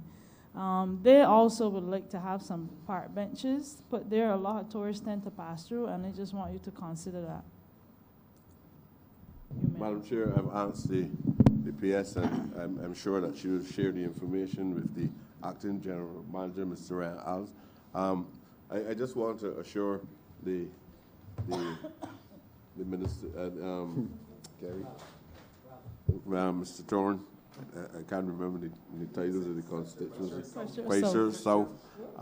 Give him the assurance that Mr. Alves has the freedom of autonomy to engage in discussions with him, but and certainly as long as those discussions don't have any clandestine elements attached to it.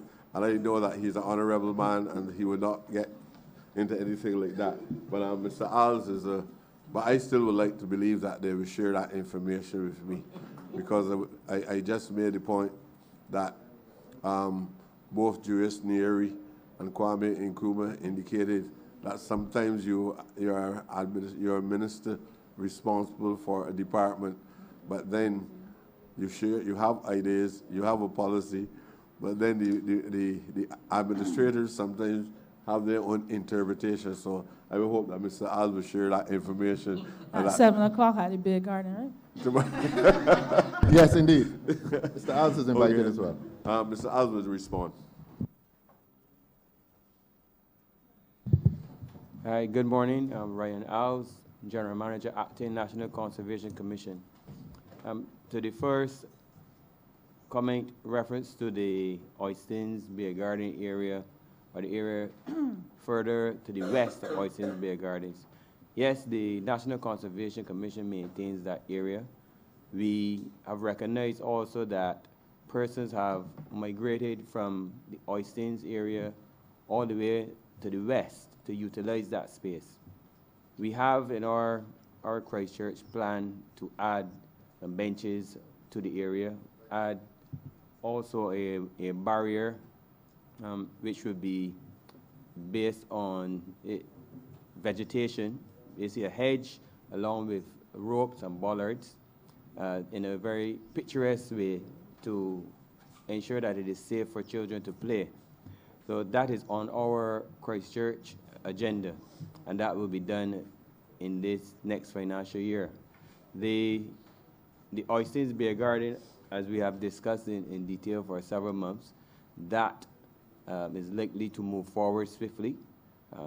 The chairman has given his blessings to what you have identified, and it is in keeping with what we want to do to improve the product of the Oistins Bay Garden area, including the upkeep and renovation of the drainage system.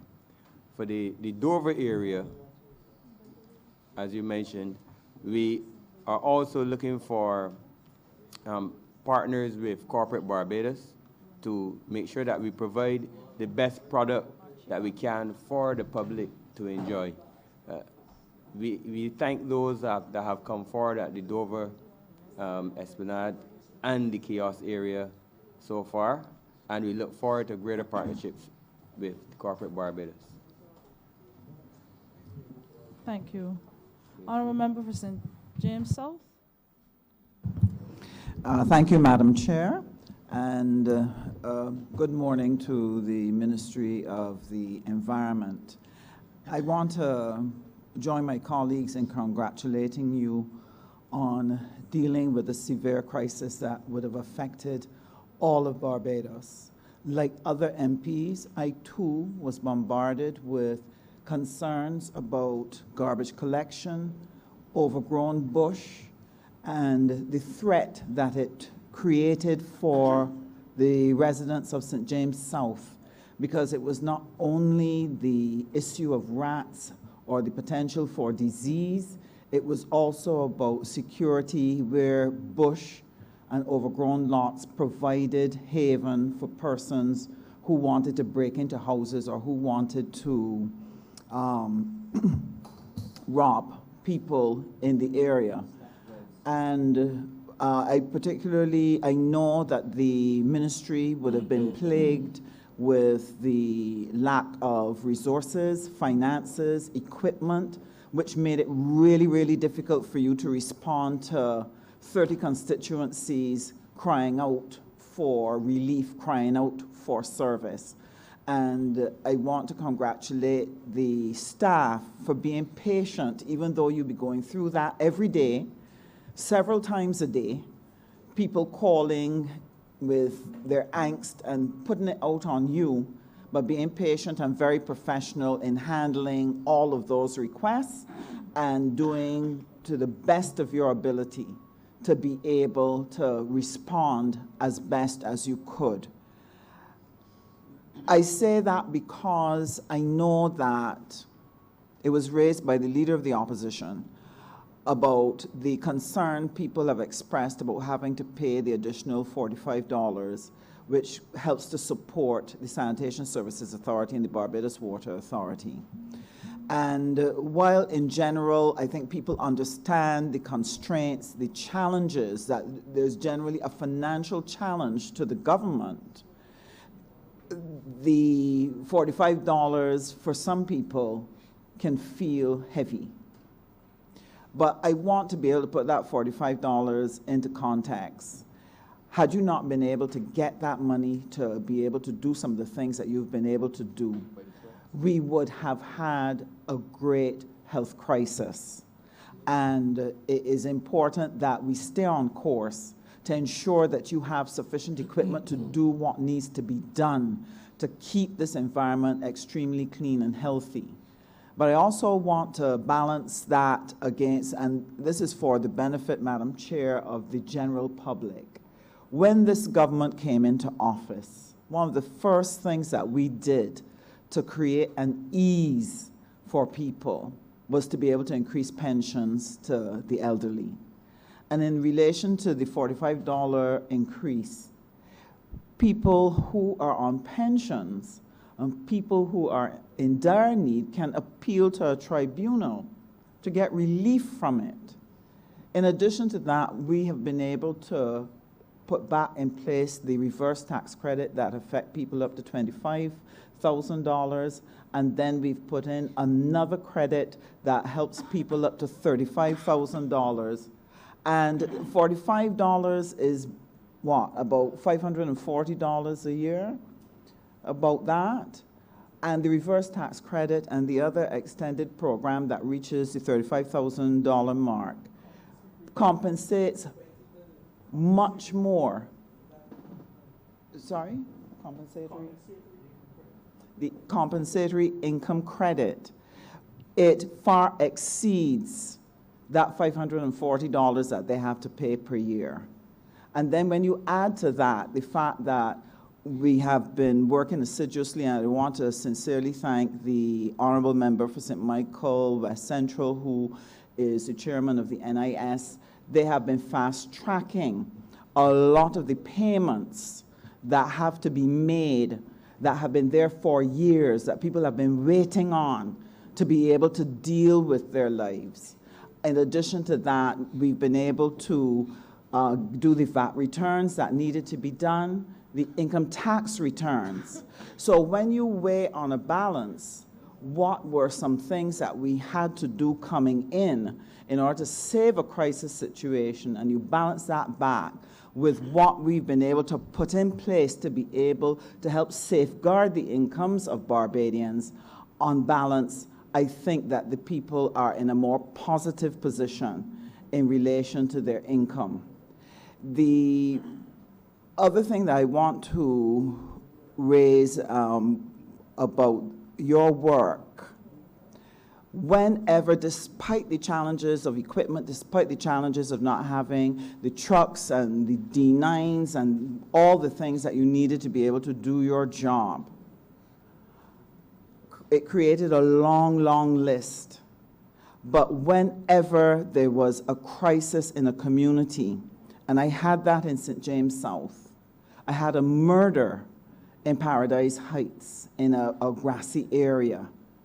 And when we called and reached out for help, within days, a D9 was put in the area and it cleaned that entire area for us.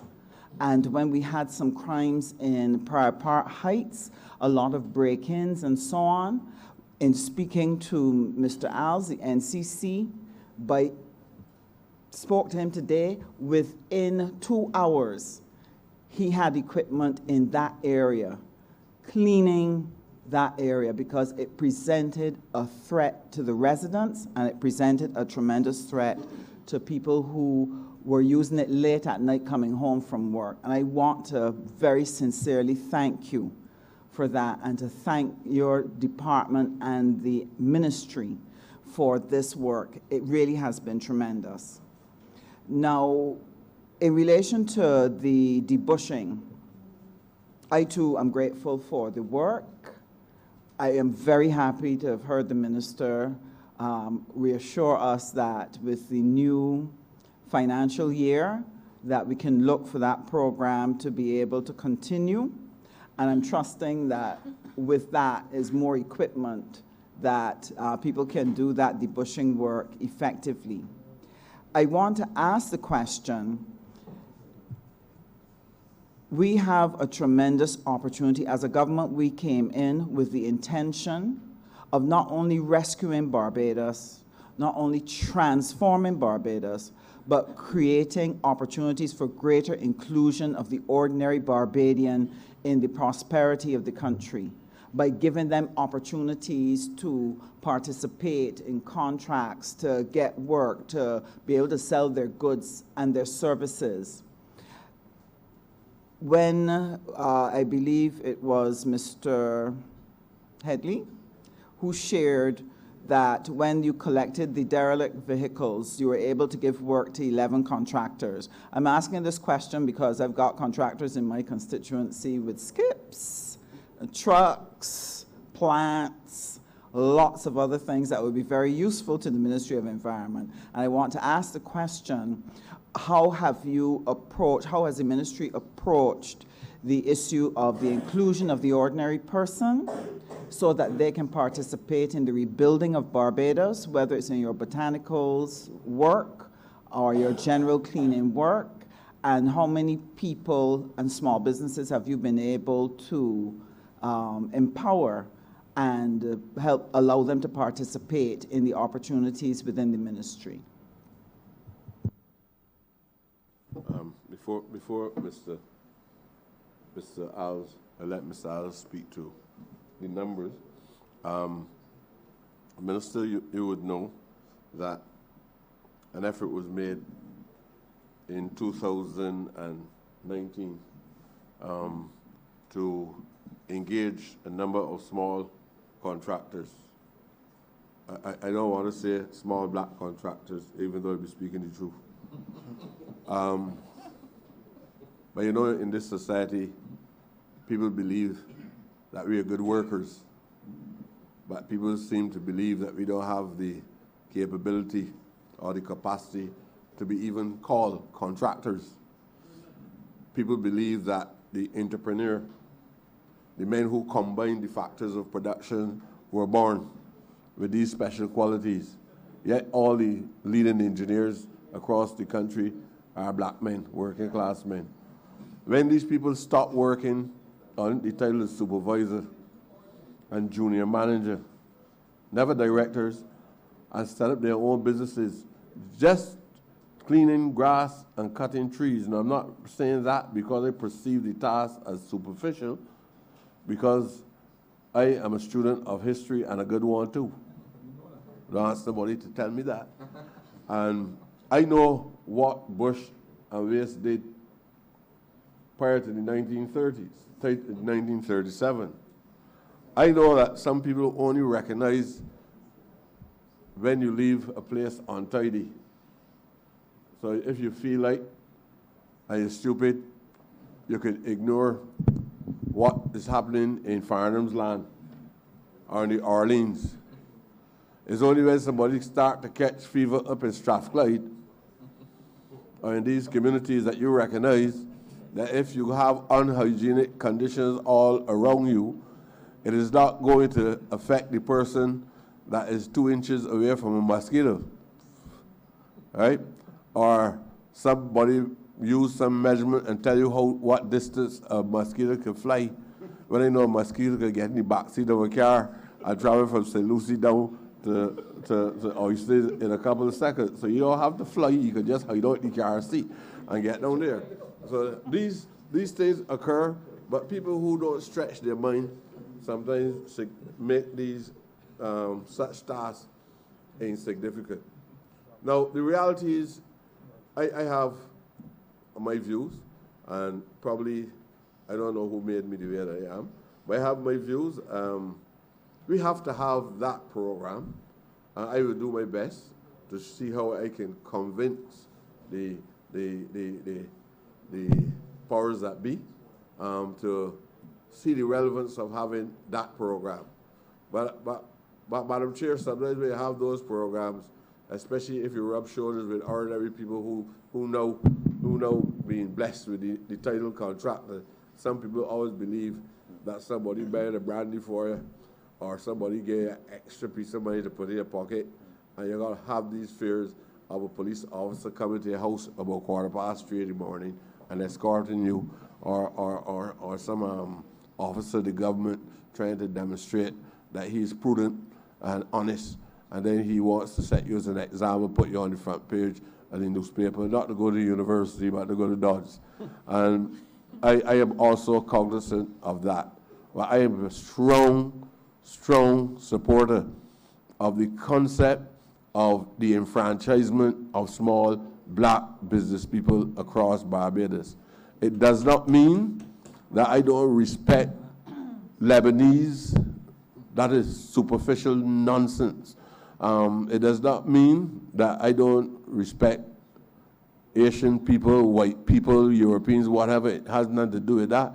Because when you start to have discussions of this, of that type, people's lungs and all the saliva dries up, and the heartbeat intensifies, and they begin to retreat and distance themselves from you because they believe that you're some pariah coming to do harm to people who are not of the same social type that you are. But that is not my intention. My intention is that I know the disenfranchisement that we have experienced. I believe that it is a principle that the government should stand on, give some of these contractors a chance, and I will do my best to argue as objectively as I can with the expectation that nobody would distort the interest which I have in seeing that small business people get an opportunity. I've seen businessmen, small black businessmen, in working as contractors, purchase equipment. I've seen them working beyond the call of duty, that they would make an arrangement to work, and you would expect someone to go home at 6 o'clock. I've seen them putting up lights and working in the night, taking risks. I've seen some of them on the landfill working. I've seen some of them going around the mount in the landfill in a very adventurous manner, right, going around the borders with fire all around equipment and everything. So I know that they possess the qualities that are required to do a job, not just to sit behind a desk in a khaki pants and a white shirt every day, and big boots, and they got pens in the top pocket and say there's a contractor. And I got people working hard, and getting monkey money, right? These are people who actually put their hands in the dirt like everybody else to make sure that the job is done well. So I could give the minister the assurance that I will keep pressing for it. Hopefully, when we get over the estimates, I would expect her also to at least bring some level of enlightenment to the decisions that we need to stay online with the principle of the enfranchisement of our own people. It's not race. It's not a racist position, as some people who don't know the definition of the term sometimes try to say that it is, but it's a genuine, humane approach. I think that we need to redress those imbalances in the economic order as well.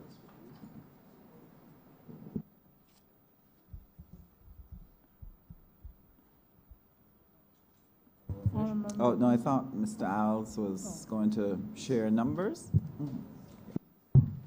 Yes, Minister, thank you. There were various programs where we engaged contractors. For the beautification program, where we had significant amount of cleaning of derelict vehicles as well as debushing, we had 23 contractors for that. We had a component where we beautified after cleaning, and there were some landscape contractors. There were 7 in number in landscape contractors. In order to supply the quantity of plants, we engaged some small nurseries to supply us with seedlings to replenish the stock which we had utilized in these areas. So a number of contractors are employed, not only those with heavy equipment, but those with small nurseries, carpenters, sometimes masons, electricians, plumbers. We use all of these areas in creating the parks and the spaces and assisting us with whatever our objectives are. All right, thank you very much. And my last question has to do, going back to the same issue of business, but more in relation to environmental opportunities.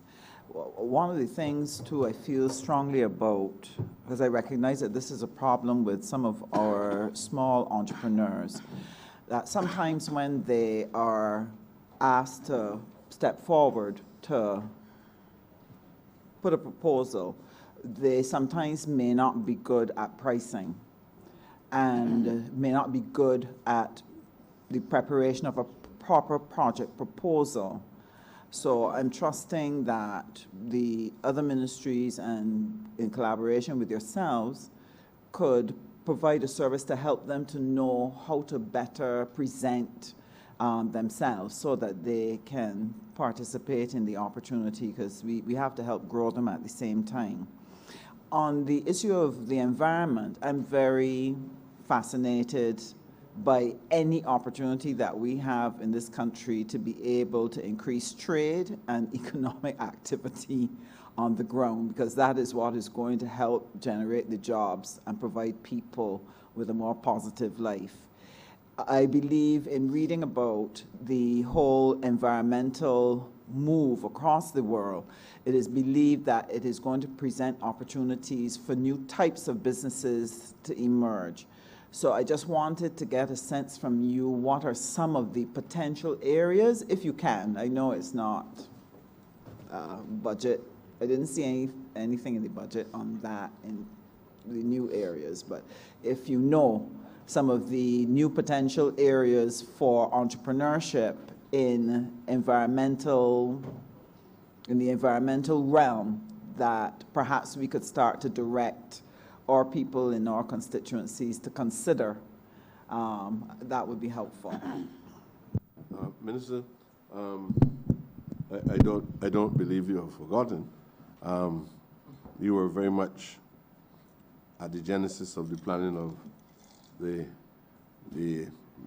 the new government of the encouragement of small black businesses to emerge. Minister Sutherland, responsible for small business as well, also was present, and we made an agreement then to have a training program to help any of these small businessmen. What really happened at that stage is that the EPD, for example, with the small business contractors who approached the EPD management agreed that they would work along with them to help them to arrive at pricing and outline to them the kind of ethics, the kind of business ethics that are required in applying to the EPD. The NCC also did the same. So they had discussions in advance of becoming employed within these agencies. The EPD also went a little further. Apart from Facebook, they also have ads on television as well, encouraging small businesses to apply, especially in the removal of derelict houses and derelict vehicles. So I'm certainly, I want to show you with your knowledge and your background, if in any way you can see that you can contribute to helping us to enhance the skills. We can work across the ministries in a collaborative effort to help with the training, further continue to train these persons, because I know that you will be concerned how they keep their accounts as well. You like those specific areas, and I want to welcome your assistance in helping the ministry to become more and more efficient. No, you all are doing fine. I was just making sure that that was happening, because I know that some of my people struggle a little bit with the proposals, and they charge too much and then find that they can't participate because they haven't done it properly. See, so it was only from that perspective. I don't know if you had that experience, but I always tell the management that you are helping someone to grow, and you need to hold their hands. And if somebody has the pricing way beyond what is considered to be average, sit down and reason with them. You don't have to be the scientist. You don't have to be the master of syllogisms or logic. It is straight, basic, common sense, almost impulsive. You can just look back at precedents, and you will get guidelines on how much a person usually charges for the cleaning of grass. Not grass that is 20 feet tall and big oak trees. Grass is 6 or 7 feet tall. If people over a number of years clean it at that price and that was accepted, you start off there. And having a capitalist mentality, sometimes you might negotiate and reason, and you might end up trying to pay nothing to the workers. But I will hope that those principles don't obtain within the departments which I'm responsible for. All done, member. Honorable member. Madam Chair, one of my officers, Mr. Travis Sinkler, wants to speak and expand the discussion in relation to green jobs within the economy, and I think that is pertinent to the Ministry of the Environment, and I believe that we should not, in an ancestral manner, discuss these matters within the ministry itself. So we want to share his views with you, which is the views of the entire ministry itself.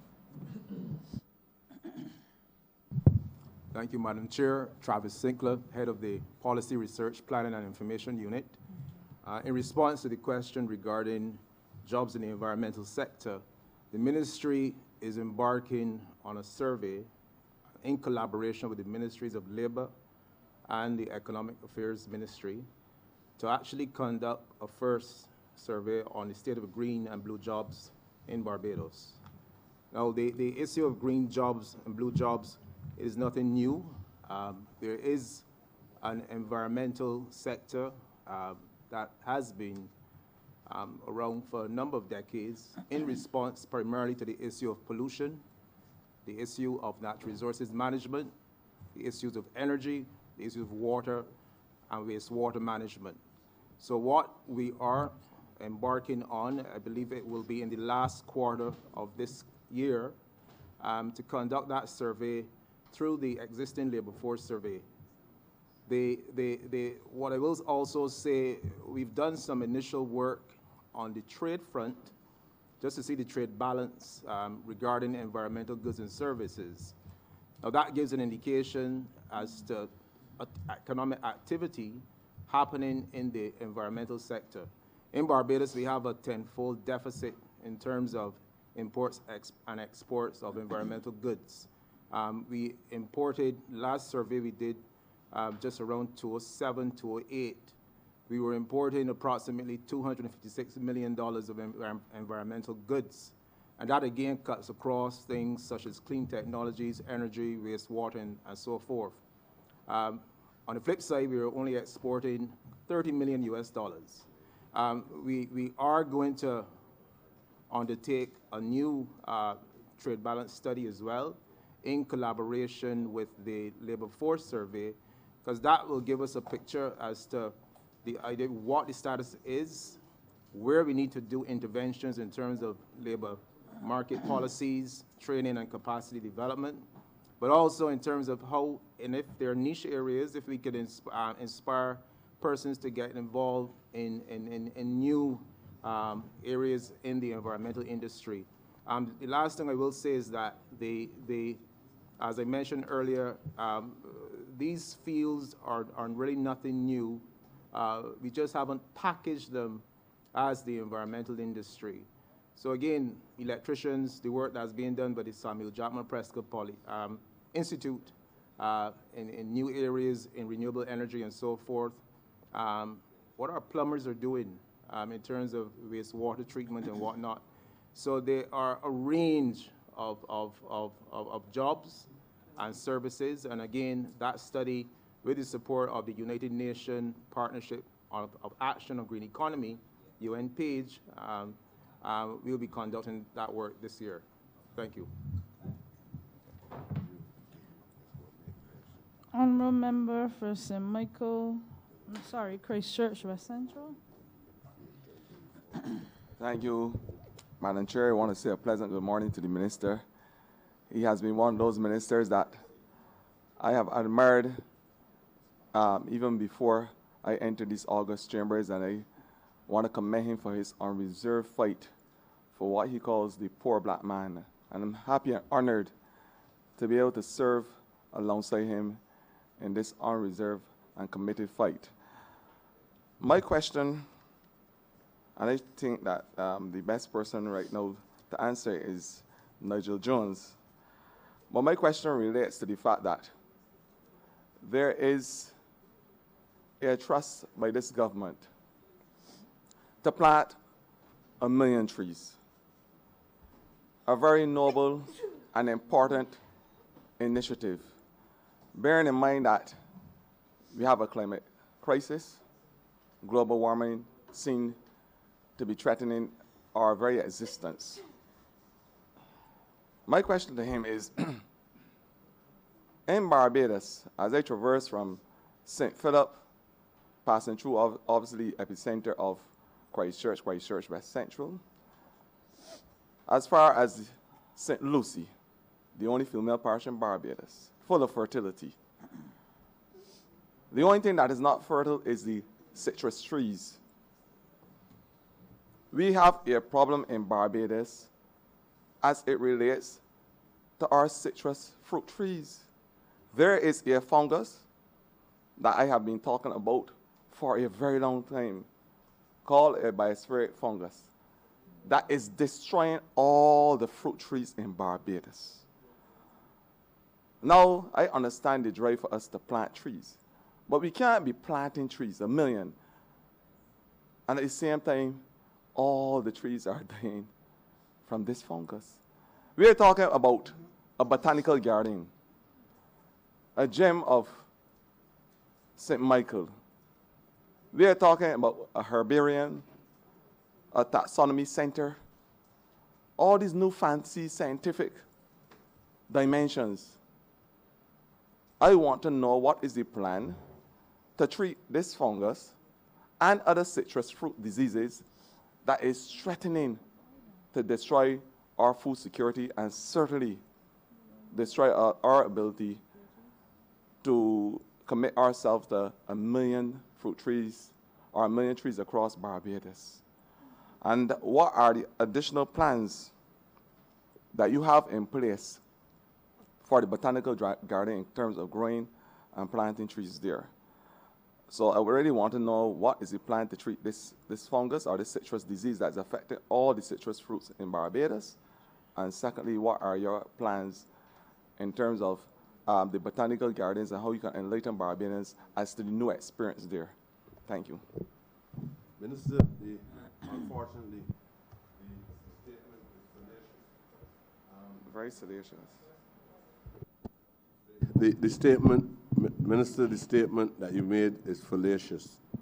There is no quantitative data that is available. There's no methodology grounded in observation or even speculation that indicates that, well, I don't know which part of Christchurch this department planted trees, because the ministry, we have very competent officers, and I'm sure that Mr. Jones alone would not speak to it. I would also ask Dr. Braffett, who is directly responsible for the coordination of the 1 million trees and more program. We will be doing all that we can to keep the average amount of trees that are likely to face early mortality rate down below even the average that is expected universally. So I'm a little surprised to hear that. I really believe that he wanted to make the presentation a little contentious and kind of push that element into the whole presentation, which was overshadowed by the fact that he made mention of this fallacious point. So I will let the officers speak to a more informed position on what is happening with the tree planting program. Well, morning, Nigel Jones, the manager of Botanical Gardens, and I will just speak in a non-scientific way to the issue of citrus greening, which is also known as HLB or Hum Lum Bim. This is a Chinese word. Actually, the disease originated originated in China. And it is caused basically by the Psyllid fly, Psyllid PSYLLID fly, which is specific. It's a specific feeder on citrus, and when you say citrus, it means limes, lemons, mandarins, tangerine, shaddocks, and so on.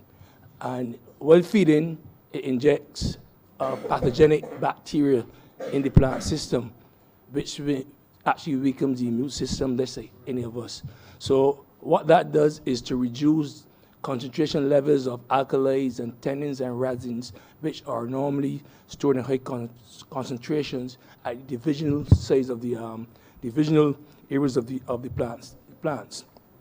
So being unable to fight the disease, you usually get things like the symptoms are characterized by crown dieback, undersized leaves, things like necrosis, which is rotten, chlorosis, yellow of the leaves, and so on.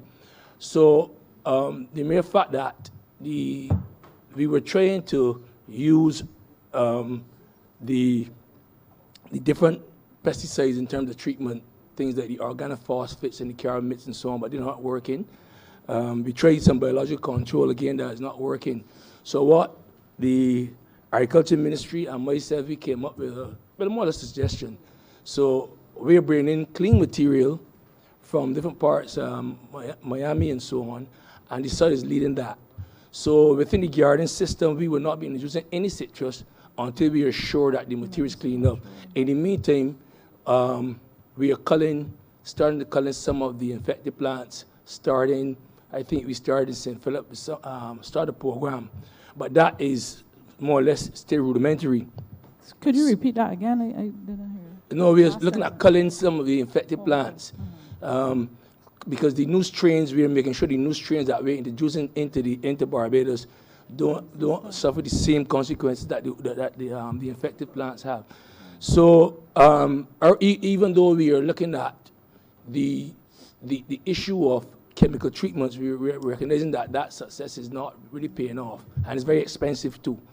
So they said, when with time, I guess within the next couple of months or so, we'll be able to tell the public how far we have gotten with the actual program in terms of having clean material available to the public. Okay. I will not speak to the issue of the tree planting program, as the minister just said, that the chairman of the coordinator of the program, he will speak to that issue, that component.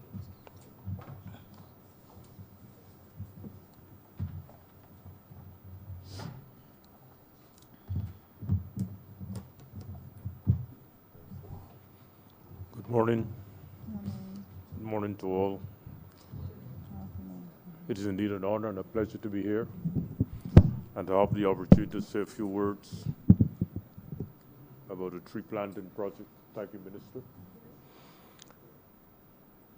The idea of planting trees to counteract the challenge of climate change is an idea which was initiated in 2006 by the United Nations Environmental Programme, in which it was conceptualized or perceived that there are some 3 trillion trees in the world today, and if we could plant another trillion, we could in fact counteract some of the challenges of climate change by removing from the atmosphere the carbon dioxide which accumulates as a result of human activity, including the burning of fossil fuel.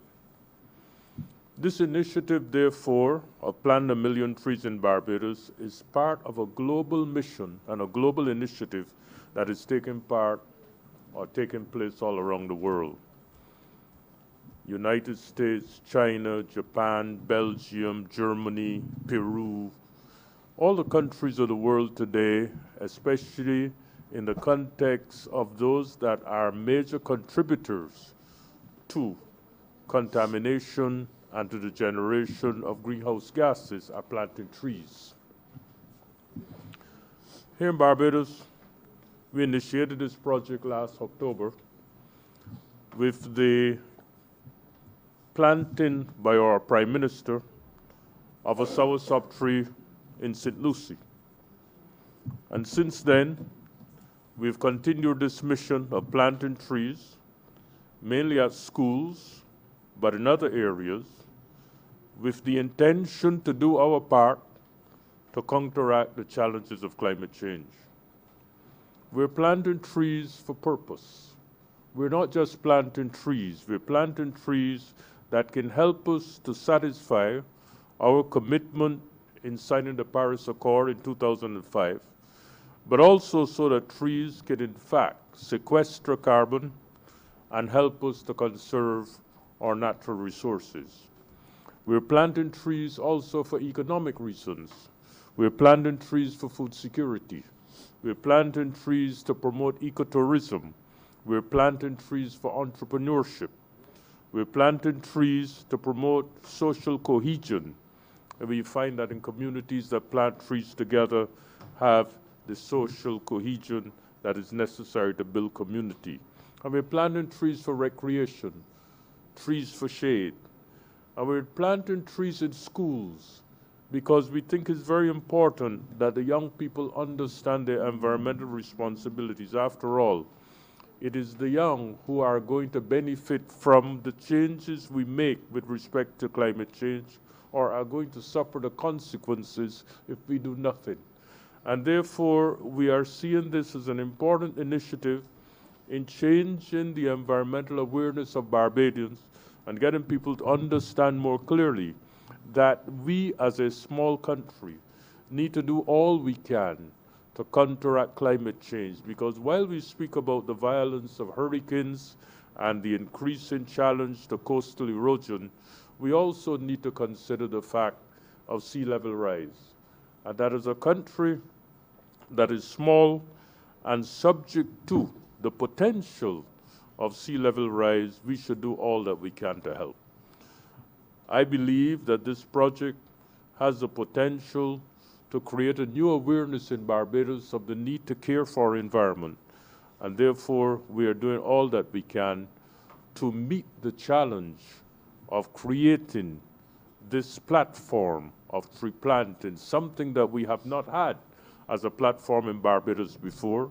We have had a platform of planting sugarcane, but a platform of planting trees for orchards, for fruits, planting soursop, planting mango, planting bananas, planting guava, and also recovering a lot of our ecosystems that can help generate opportunities for ecotourism and for promoting the importance of the environment for our food security, and also to provide a place that the monkeys that are invading our homes and our areas of development can go back to their natural habitats and have food to use. This is a critical issue, and this is an important project. Thank you for the opportunity to say a few words about it.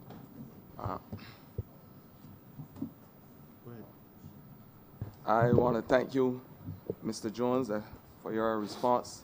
And you said specifically that you would be involved in exercise after you recognize, of course, that there is a problem. To clean the material, new material that is brought into the country. You said that culling would be the new order of day. And also, I suspect you would have thought about fungicide treatment to the plants as well. What I want to assure the minister that I know when a leaf is old, I know when it is dry. And from my observation from Barbados, I know there is a problem with citrus tree and fruit trees. So I'm happy that your officers are well on top of this matter, and I know that they will do everything in Barbados to ensure that this problem is solved. My other question got to do with biodiversity.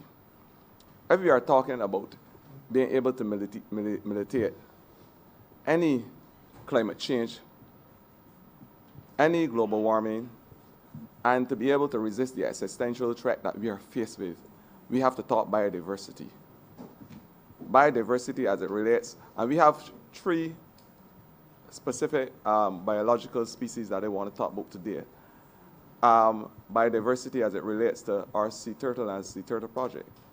What are we going to do with our green monkeys they are an important part of the ecosystem. And the philodactylus that I'm so in love with, which persons will call the leaf-toed gecko.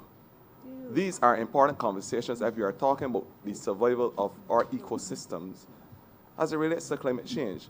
I want to know your ministry's plan, of course, to be involved in these projects, and how are we going to use biodiversity as a driving force against climate change. Thank you, Minister. I didn't deny, I was nowhere in a state of negation that there are problems with fungus. What I was saying is that you indicated that the trees were dying. I believe that was a statement that is a generalization and likely to give the impression to the Barbadian public and even the leadership of this party that we were pursuing a program and that we had 100% death mortality rate for the trees.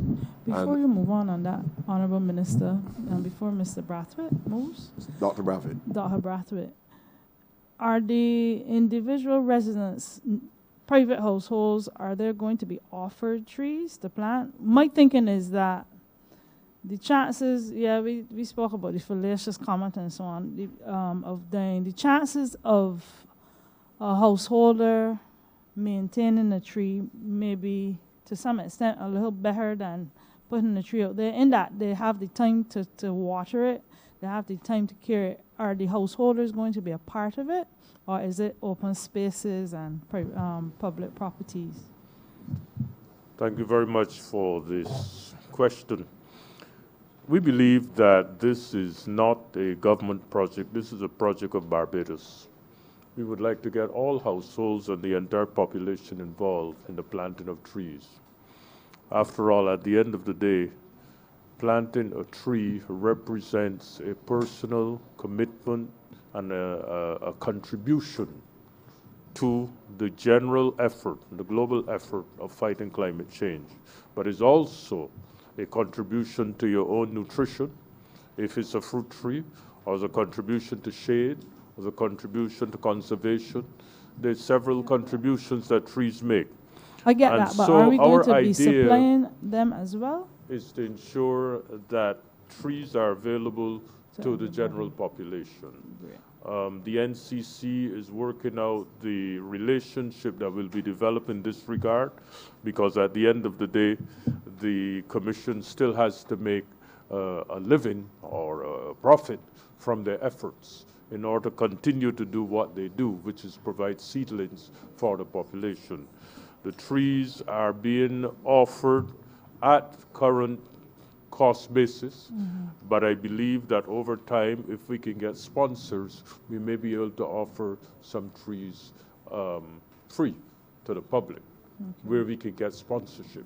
And this is where we're working very hard with the private sector in those communities where they reside and where they operate, to provide assistance to those communities, and then we can provide trees at a lower cost or free to the public.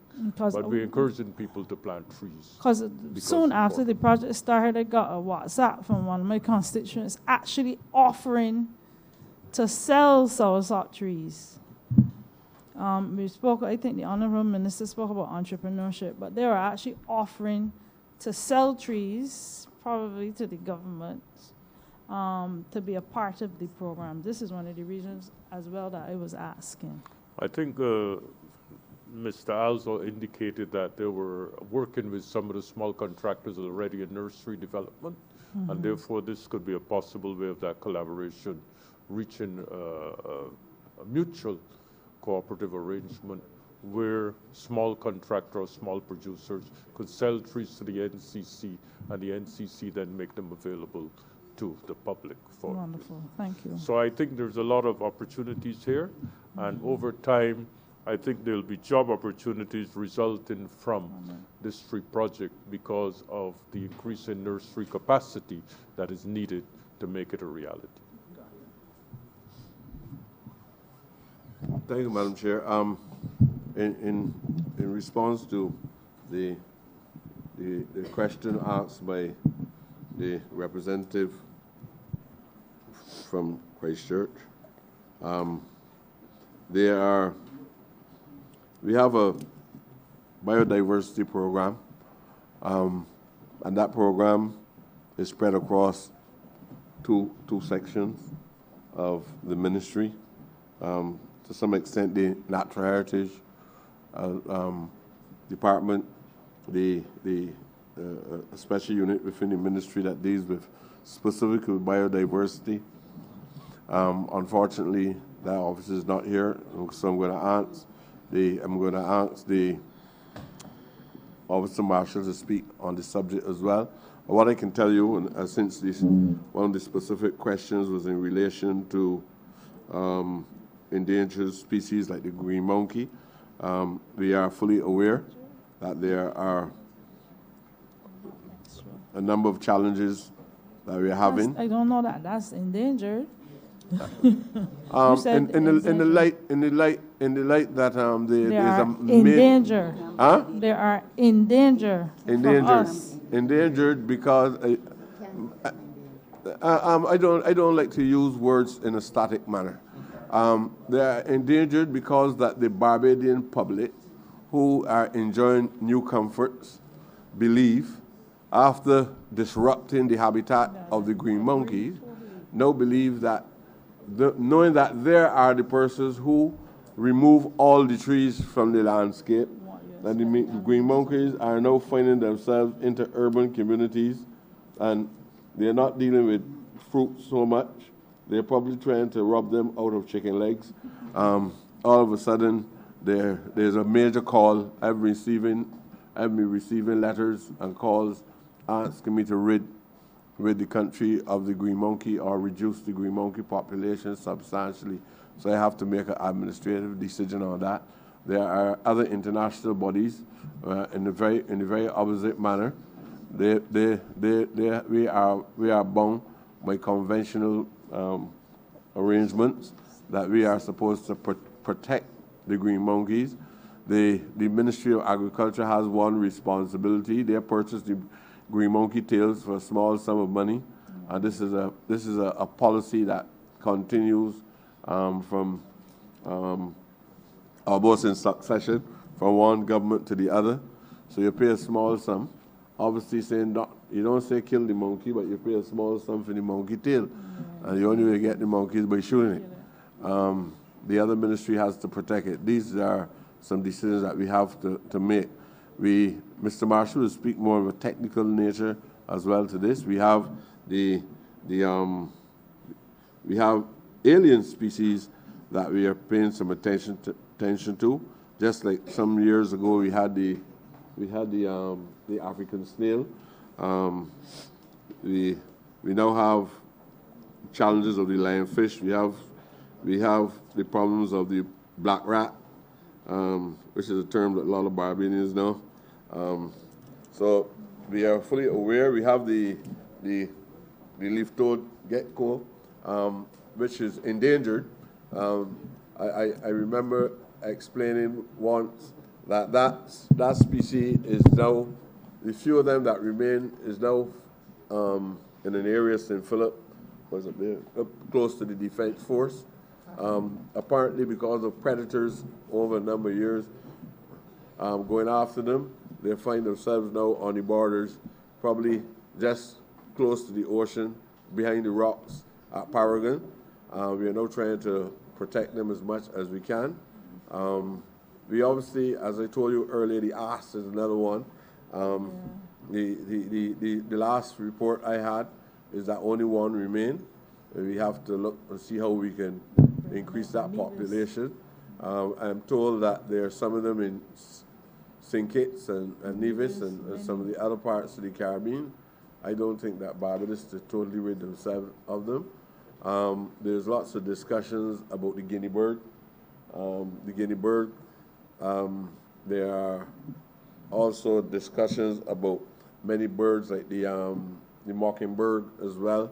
I'm told by two professors from the University of West Indies that they have some on their lands and their estate These are birds that we used to see before, yellow-breast birds and things like that. I don't know the Latin or the Greek words that is attached to this that makes people feel that they're bright, but I know how to identify them based on indigenous knowledge. So I can give you the assurance that we are, Minister, that we are conscious that we have some responsibilities, not only in the area of birds and animals, also in relation to plants. But I will allow the officer to speak in a more detailed manner about biodiversity. Good afternoon again. I'm not planning to speak on specific species, as it were, even though a few of them were mentioned, but to bring a more practical explanation as to the role of biodiversity as we seek to become more climate resilient. Our trees are a very key component of a program if we are to seek to be able to survive a Category 4 or Category 5 event. The trees will actually take the brunt of that wind, and the trees breaking and so forth play a part in protecting the houses that are in existence. Those same trees are also a very key component of ensuring that our landscape does not become so denuded and that we are not those who are suffering more severely from desertification and drought. Our trees within the gully ecosystem also slow down the water, increasing the rate at which you can get that infiltration occurring and the volume of water that you can get going into the system. We've been doing the work in Holetown and Trents, and included in there, we have installed grass swales. The reason why we've ensured that there's grass growing in there is that the grass also slows down the water and allows some of the sediment to drop out so that we can reduce the sediment and the nutrient loading to the nearshore environment. We're also working at the mouth of the outlet by the Holetown Police Station in expanding the pond there and reintroducing mangroves so that you can get a more holistic ecosystem function in those areas, so that you're essentially talking about going from the ridge and the roof and the household to the reef, in which we are seeking to reduce the impacts of land-based sources of pollution, in which we're trying to get more water to go to ground, and that then also allows us to get a greater appreciation for the role of biodiversity overall and in general in what it is we're trying to do, so that if we're managing our natural system from a watershed and an ecosystem-based approach, we're also using that as an opportunity to educate persons on the importance of maintaining these features and what these do to improve resilience from a climate perspective. This would sound like donkey conversation, but what about cuscus grass? When it was growing up, cuscus grass kept the road in check. You hardly see it now, and the bush is overgrowing everywhere. Is there a move to bring that back? We've certainly been encouraging it. Part of the demise of the cuscus grass and other similar grasses was the introduction of mechanized cane harvesting, where they removed that in an effort to get the machinery into the field for easier access. What we've been promoting is to see that come back, because it will allow us to protect the edge of the road, prevent that water from running off at times of heavy rainfall, which will then influence both the blocking of drains as well as the loading of our groundwater and our nearshore water with the nutrients as a result of that. It means, therefore, that we're working with other ministries, including Transport Works and Maintenance, including the Ministry of Agriculture. We had a discussion quite recently on looking to try and address the issue of suck wells and clearing suck wells and allowing those to function, so that we can get that more holistic circumstance in which we're seeing a proper functioning of both the built and the natural environment towards what it is we're seeking to do in terms of improved environmental management. Just want to ask Ricardo, know you are there. Is there any plan afoot to have mangrove network along the seashore as it relates to sea level rise and stuff to protect that area? Well, mangroves certainly are an important species. I'm not sure if we can have a network without significantly impacting the beaches as we know them. But if you look around, you will see with the project that BTI has been doing in the Constitution River area, you would have seen a reintroduction of mangroves there. We're also doing it with the ecosystem-based adaptation at the Whole Town area, and we're also doing some revegetation in the Whole Town Lagoon area after we would have dredged the lagoon. We had to actually clear an area of vegetation to be able to get access to the lagoon with the machinery that we needed so that we could deepen the lagoon back to more of its original depth to increase its capacity to take stormwater and reduce incidents of flooding in the Whole Town and Trents area. But we're also replanting vegetation there, looking predominantly at mayhaw, at red mangrove, at almond and that sort of thing, the sorts of species that are associated with those areas.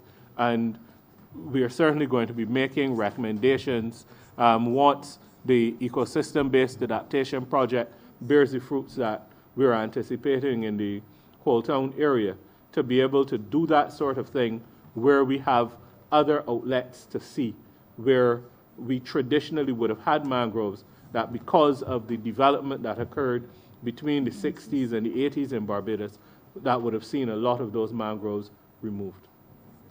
Thank you. I think one of your team wanted to speak.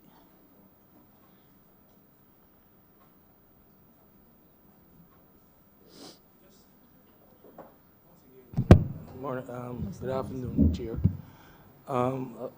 With respect to the question of carbon sequestration asked by Minister Ford, this is a very remote question, and I don't know if many people in this room will know how carbon is actually stored in the plant system. It's a physiological process where you get, because 50% of the wood is carbon. So you get specialized cells. So the question of biodiversity, you get specialized parenchyma cells blocking the vessels to trap the carbon for centuries. This would be angiosperms or hardwoods. In gymnosperms or pines and firs, you get a similar process called pit aspiration where you get the carbon cannot escape. So sequestration, you have to understand it to appreciate it. People who just speak about carbon, trees storing carbon and in terms of climate change and so on. The other issue, that there was another question that Minister Ford asked, in terms of biodiversity. Anyway, let me leave it at that. Okay. Just the sequestration process. And bear in mind that the faster plant, younger plants sequester carbon much faster than older plants, because older plants would reach an equilibrium stage where they hardly absorb or dissolve carbon.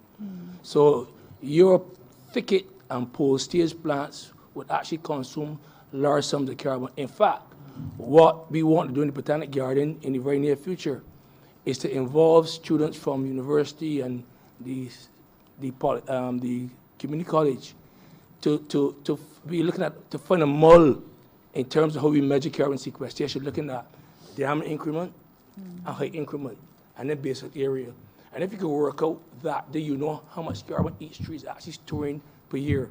Every year you measure your diameter, you measure your height, and then you have an idea how much the carbon is being stored, and then match it to how much carbon is being the emissions from cars and so on. But that's something in the making that we have to come up with. And we'll have to discuss that with the UE and the community college and, of course, with the other scientific departments of agriculture and so on. Thank you very much. You're welcome. Madam Chair, matters related to storing of carbon probably is a necessity for us to expand the discussion in this area a little more. I have with me Officer Ron Goodridge, and he's been involved in matters related to climate change and meeting the international obligations on matters related to climate change, and he obviously would have some responsibility to how Barbados measure the extraction of the emissions and the storage of the carbon, and in what are the international commitments that we have made in relation to the reduction of gas emissions in the environment itself. The ministry, I think, need to explain these things to this chamber as well as to the general public of Barbados. Thank you, Minister. Good afternoon, everyone. My name is Ron Goodridge, Environmental Officer at the Ministry of Environment and National Beautification. As the Minister indicated, Barbados has a number of obligations as a signatory to the United Nations Framework Convention on Climate Change.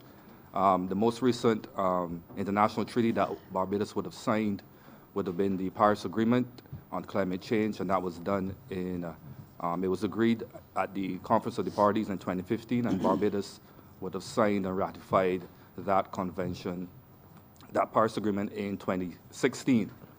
Part and parcel of that agreement is that Barbados must produce what is called a nationally determined contribution, which essentially is a document which outlines the actions and plans and programs and projects that the government will undertake to address climate change, to reduce its greenhouse gas emissions, to enhance its resilience to climate change, and also to adapt its economy and its populace to the adverse impacts of climate change. So we would have prepared our first nationally determined contribution, or NDC, in 2015, and right now we're required to update that document this year, given what had happened with the initial submission of all the NDCs from the parties to the convention. When the accounting was done, it was still realized that the world was on a trajectory to realize a 3 degrees increase in temperature, whereas the goal in the Paris Agreement is to achieve a 1.5 degree temperature increase. So therefore, all the countries have agreed to update their NDCs and submit them this year. Hopefully, we can, after the accounting is done with the new NDCs that are submitted this year, we will be on track for the world to realize a 1.5 degree temperature increase. So that's one of the things that the ministry is undertaking this year. We have partnered with the Inter-American Development Bank, and they have provided grant resources to the government of Barbados. The cabinet agreed that we would partner with the IDB to undertake this work to update Barbados's NDC.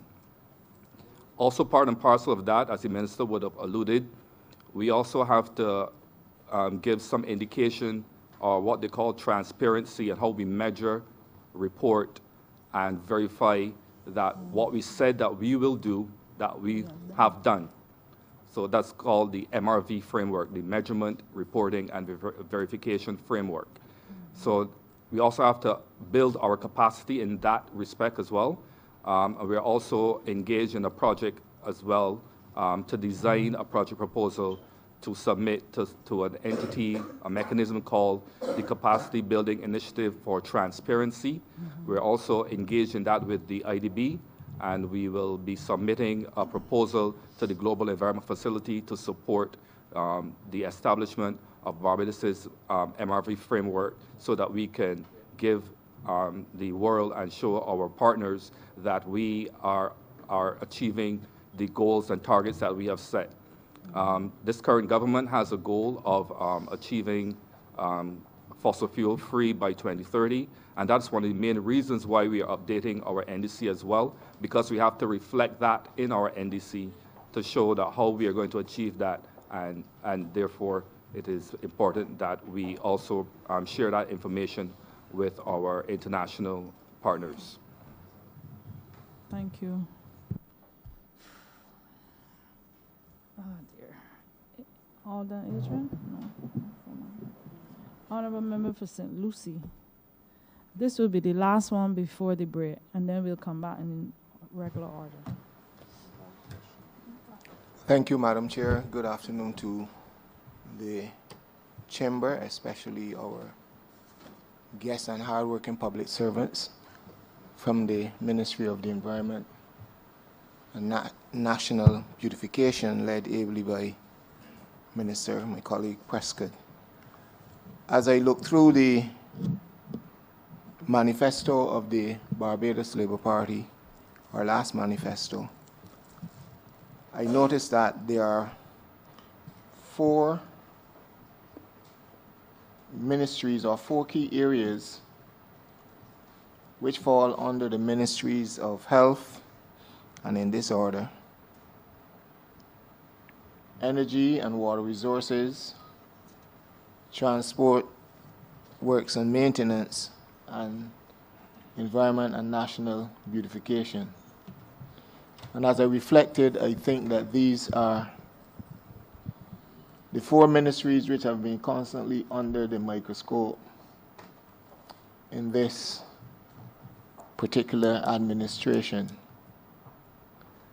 Today we have the Ministry of the Environment and National Beautification with us, and each of these ministries have worked hard and continue to work extremely hard. But I also know that this particular ministry here today, led by Minister Prescott, has had one of the toughest tasks, or several tough tasks, in the short period which they have been together. From garbage trucks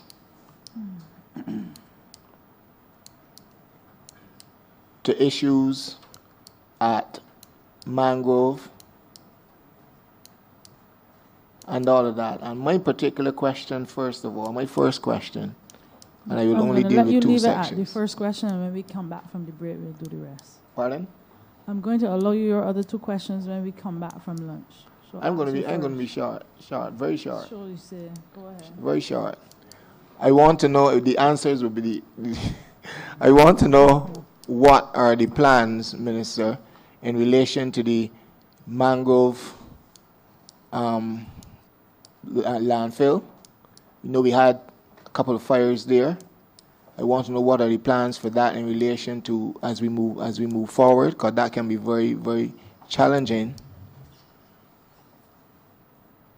And secondly, I want to know from the National Conservation Commission, another area which works very, very hard, what are your plans in relation to beautification across Barbados?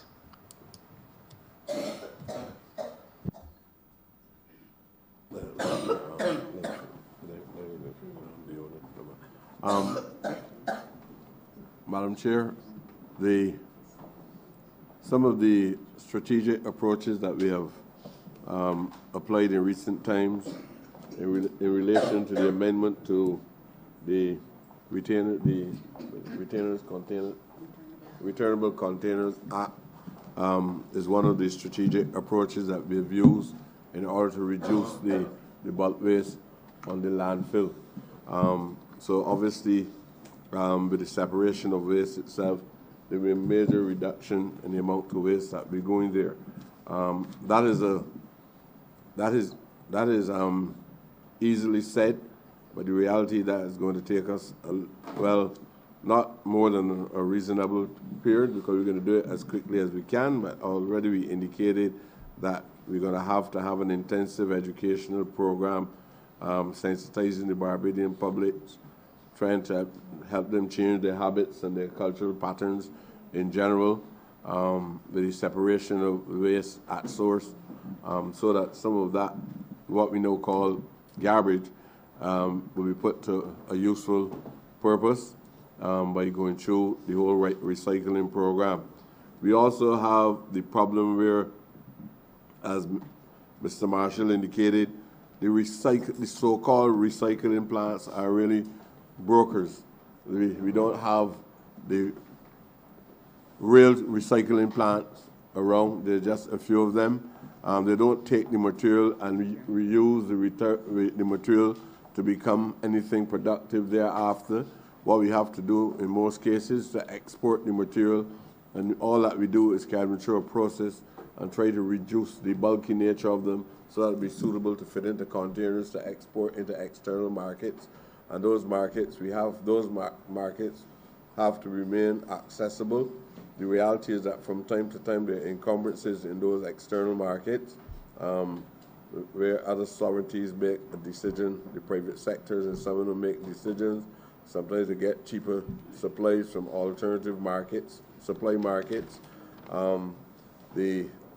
The reality is that we are facing some challenges with the landfill that can be agreed upon. And of course, the challenges we have up there relate to the 5 or so fires that we've had in the last 2 years at the landfill.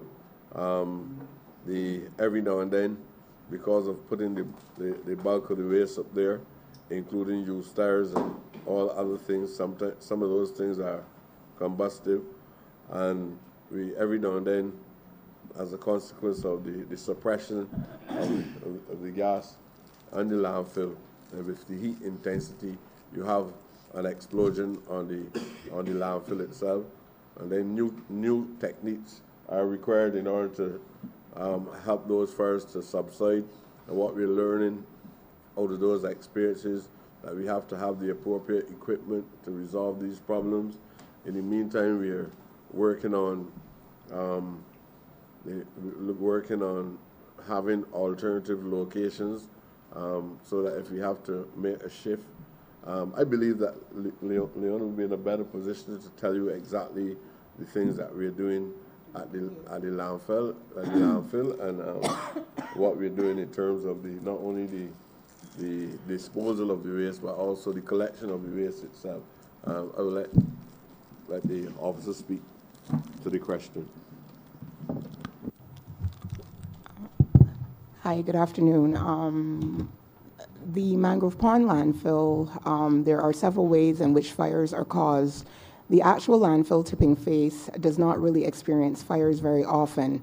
The majority of fires that are experienced at the landfill come from about three different ways. One way is by brush fires that advance on the landfill because somebody is burning in the immediate vicinity of the landfill. It catches the bush or the brush in the vicinity, and then it comes on and migrates onto the older cells. So we've had that problem in the past. The other way is the tires. Of course, where the tires are located is on top of an old dump. The original dump that was at the landfill, this is not an engineered landfill, but it's the original dump that was open in the 80s, is where the tires are located now. They're at the summit of that dump, which we call phase 1. Previous fires continue to combust, like underneath it is still burning, so occasionally you do get a flare up and fire. So in terms of the tires specifically, we are in the process, or we will soon be tendering for a shredder. We did have a shredder in the past. It was not replaced. For a number of years previously, we were asking for monies to purchase a shredder. The whole idea of a shredder is to reduce the volume. It's not a final solution, but it is a measure to reduce the volume of tires because tires are very voluminous, take up a lot of room. And the whole idea is if we get the tires shred down to about 3 inches or so, we could potentially mix that with topsoil at a 3-to-1 ratio and use it as a cover. You won't be able to get rid of all the tires, but it will just buy us some time until there is a final decision on the tires, because currently we are running out of space, and so this is going to give us a little bit of time and buy us a little bit of time.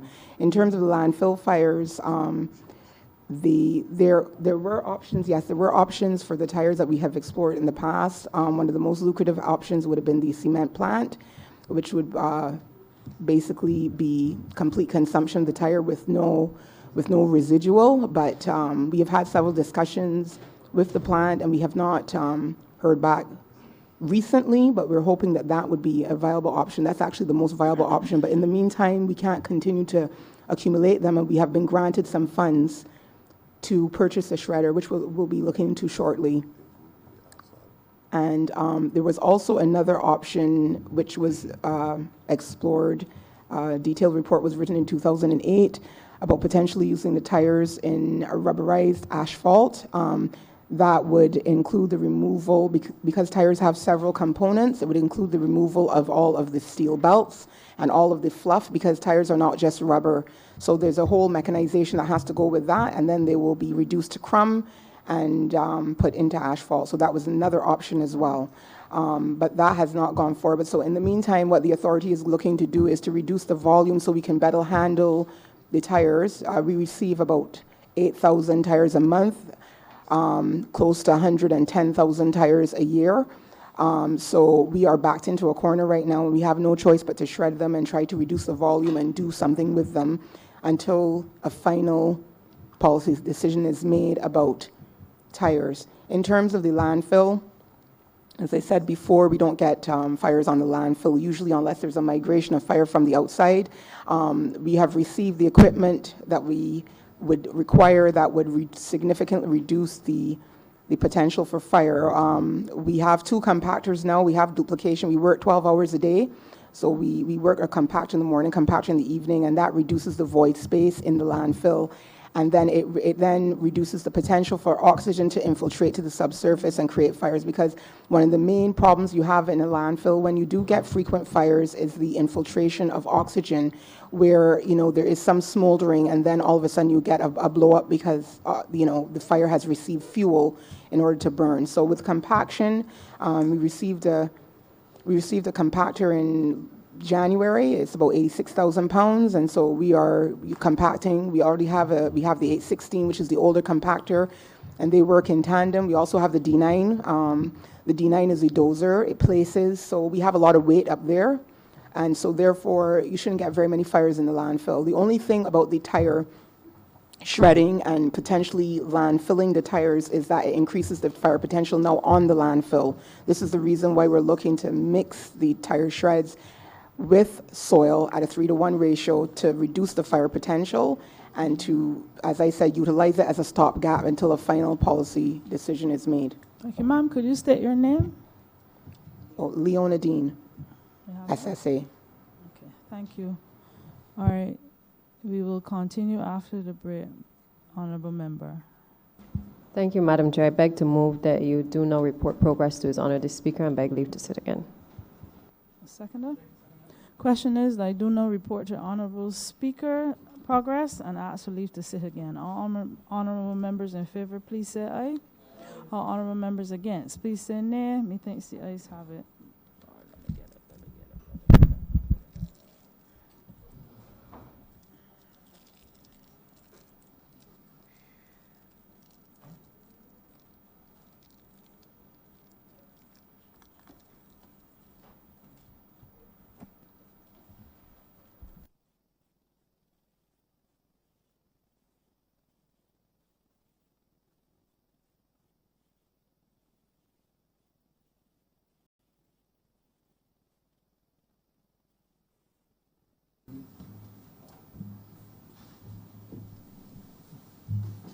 The chairman of the Standing Finance Committee has reported progress and requests leave to sit again.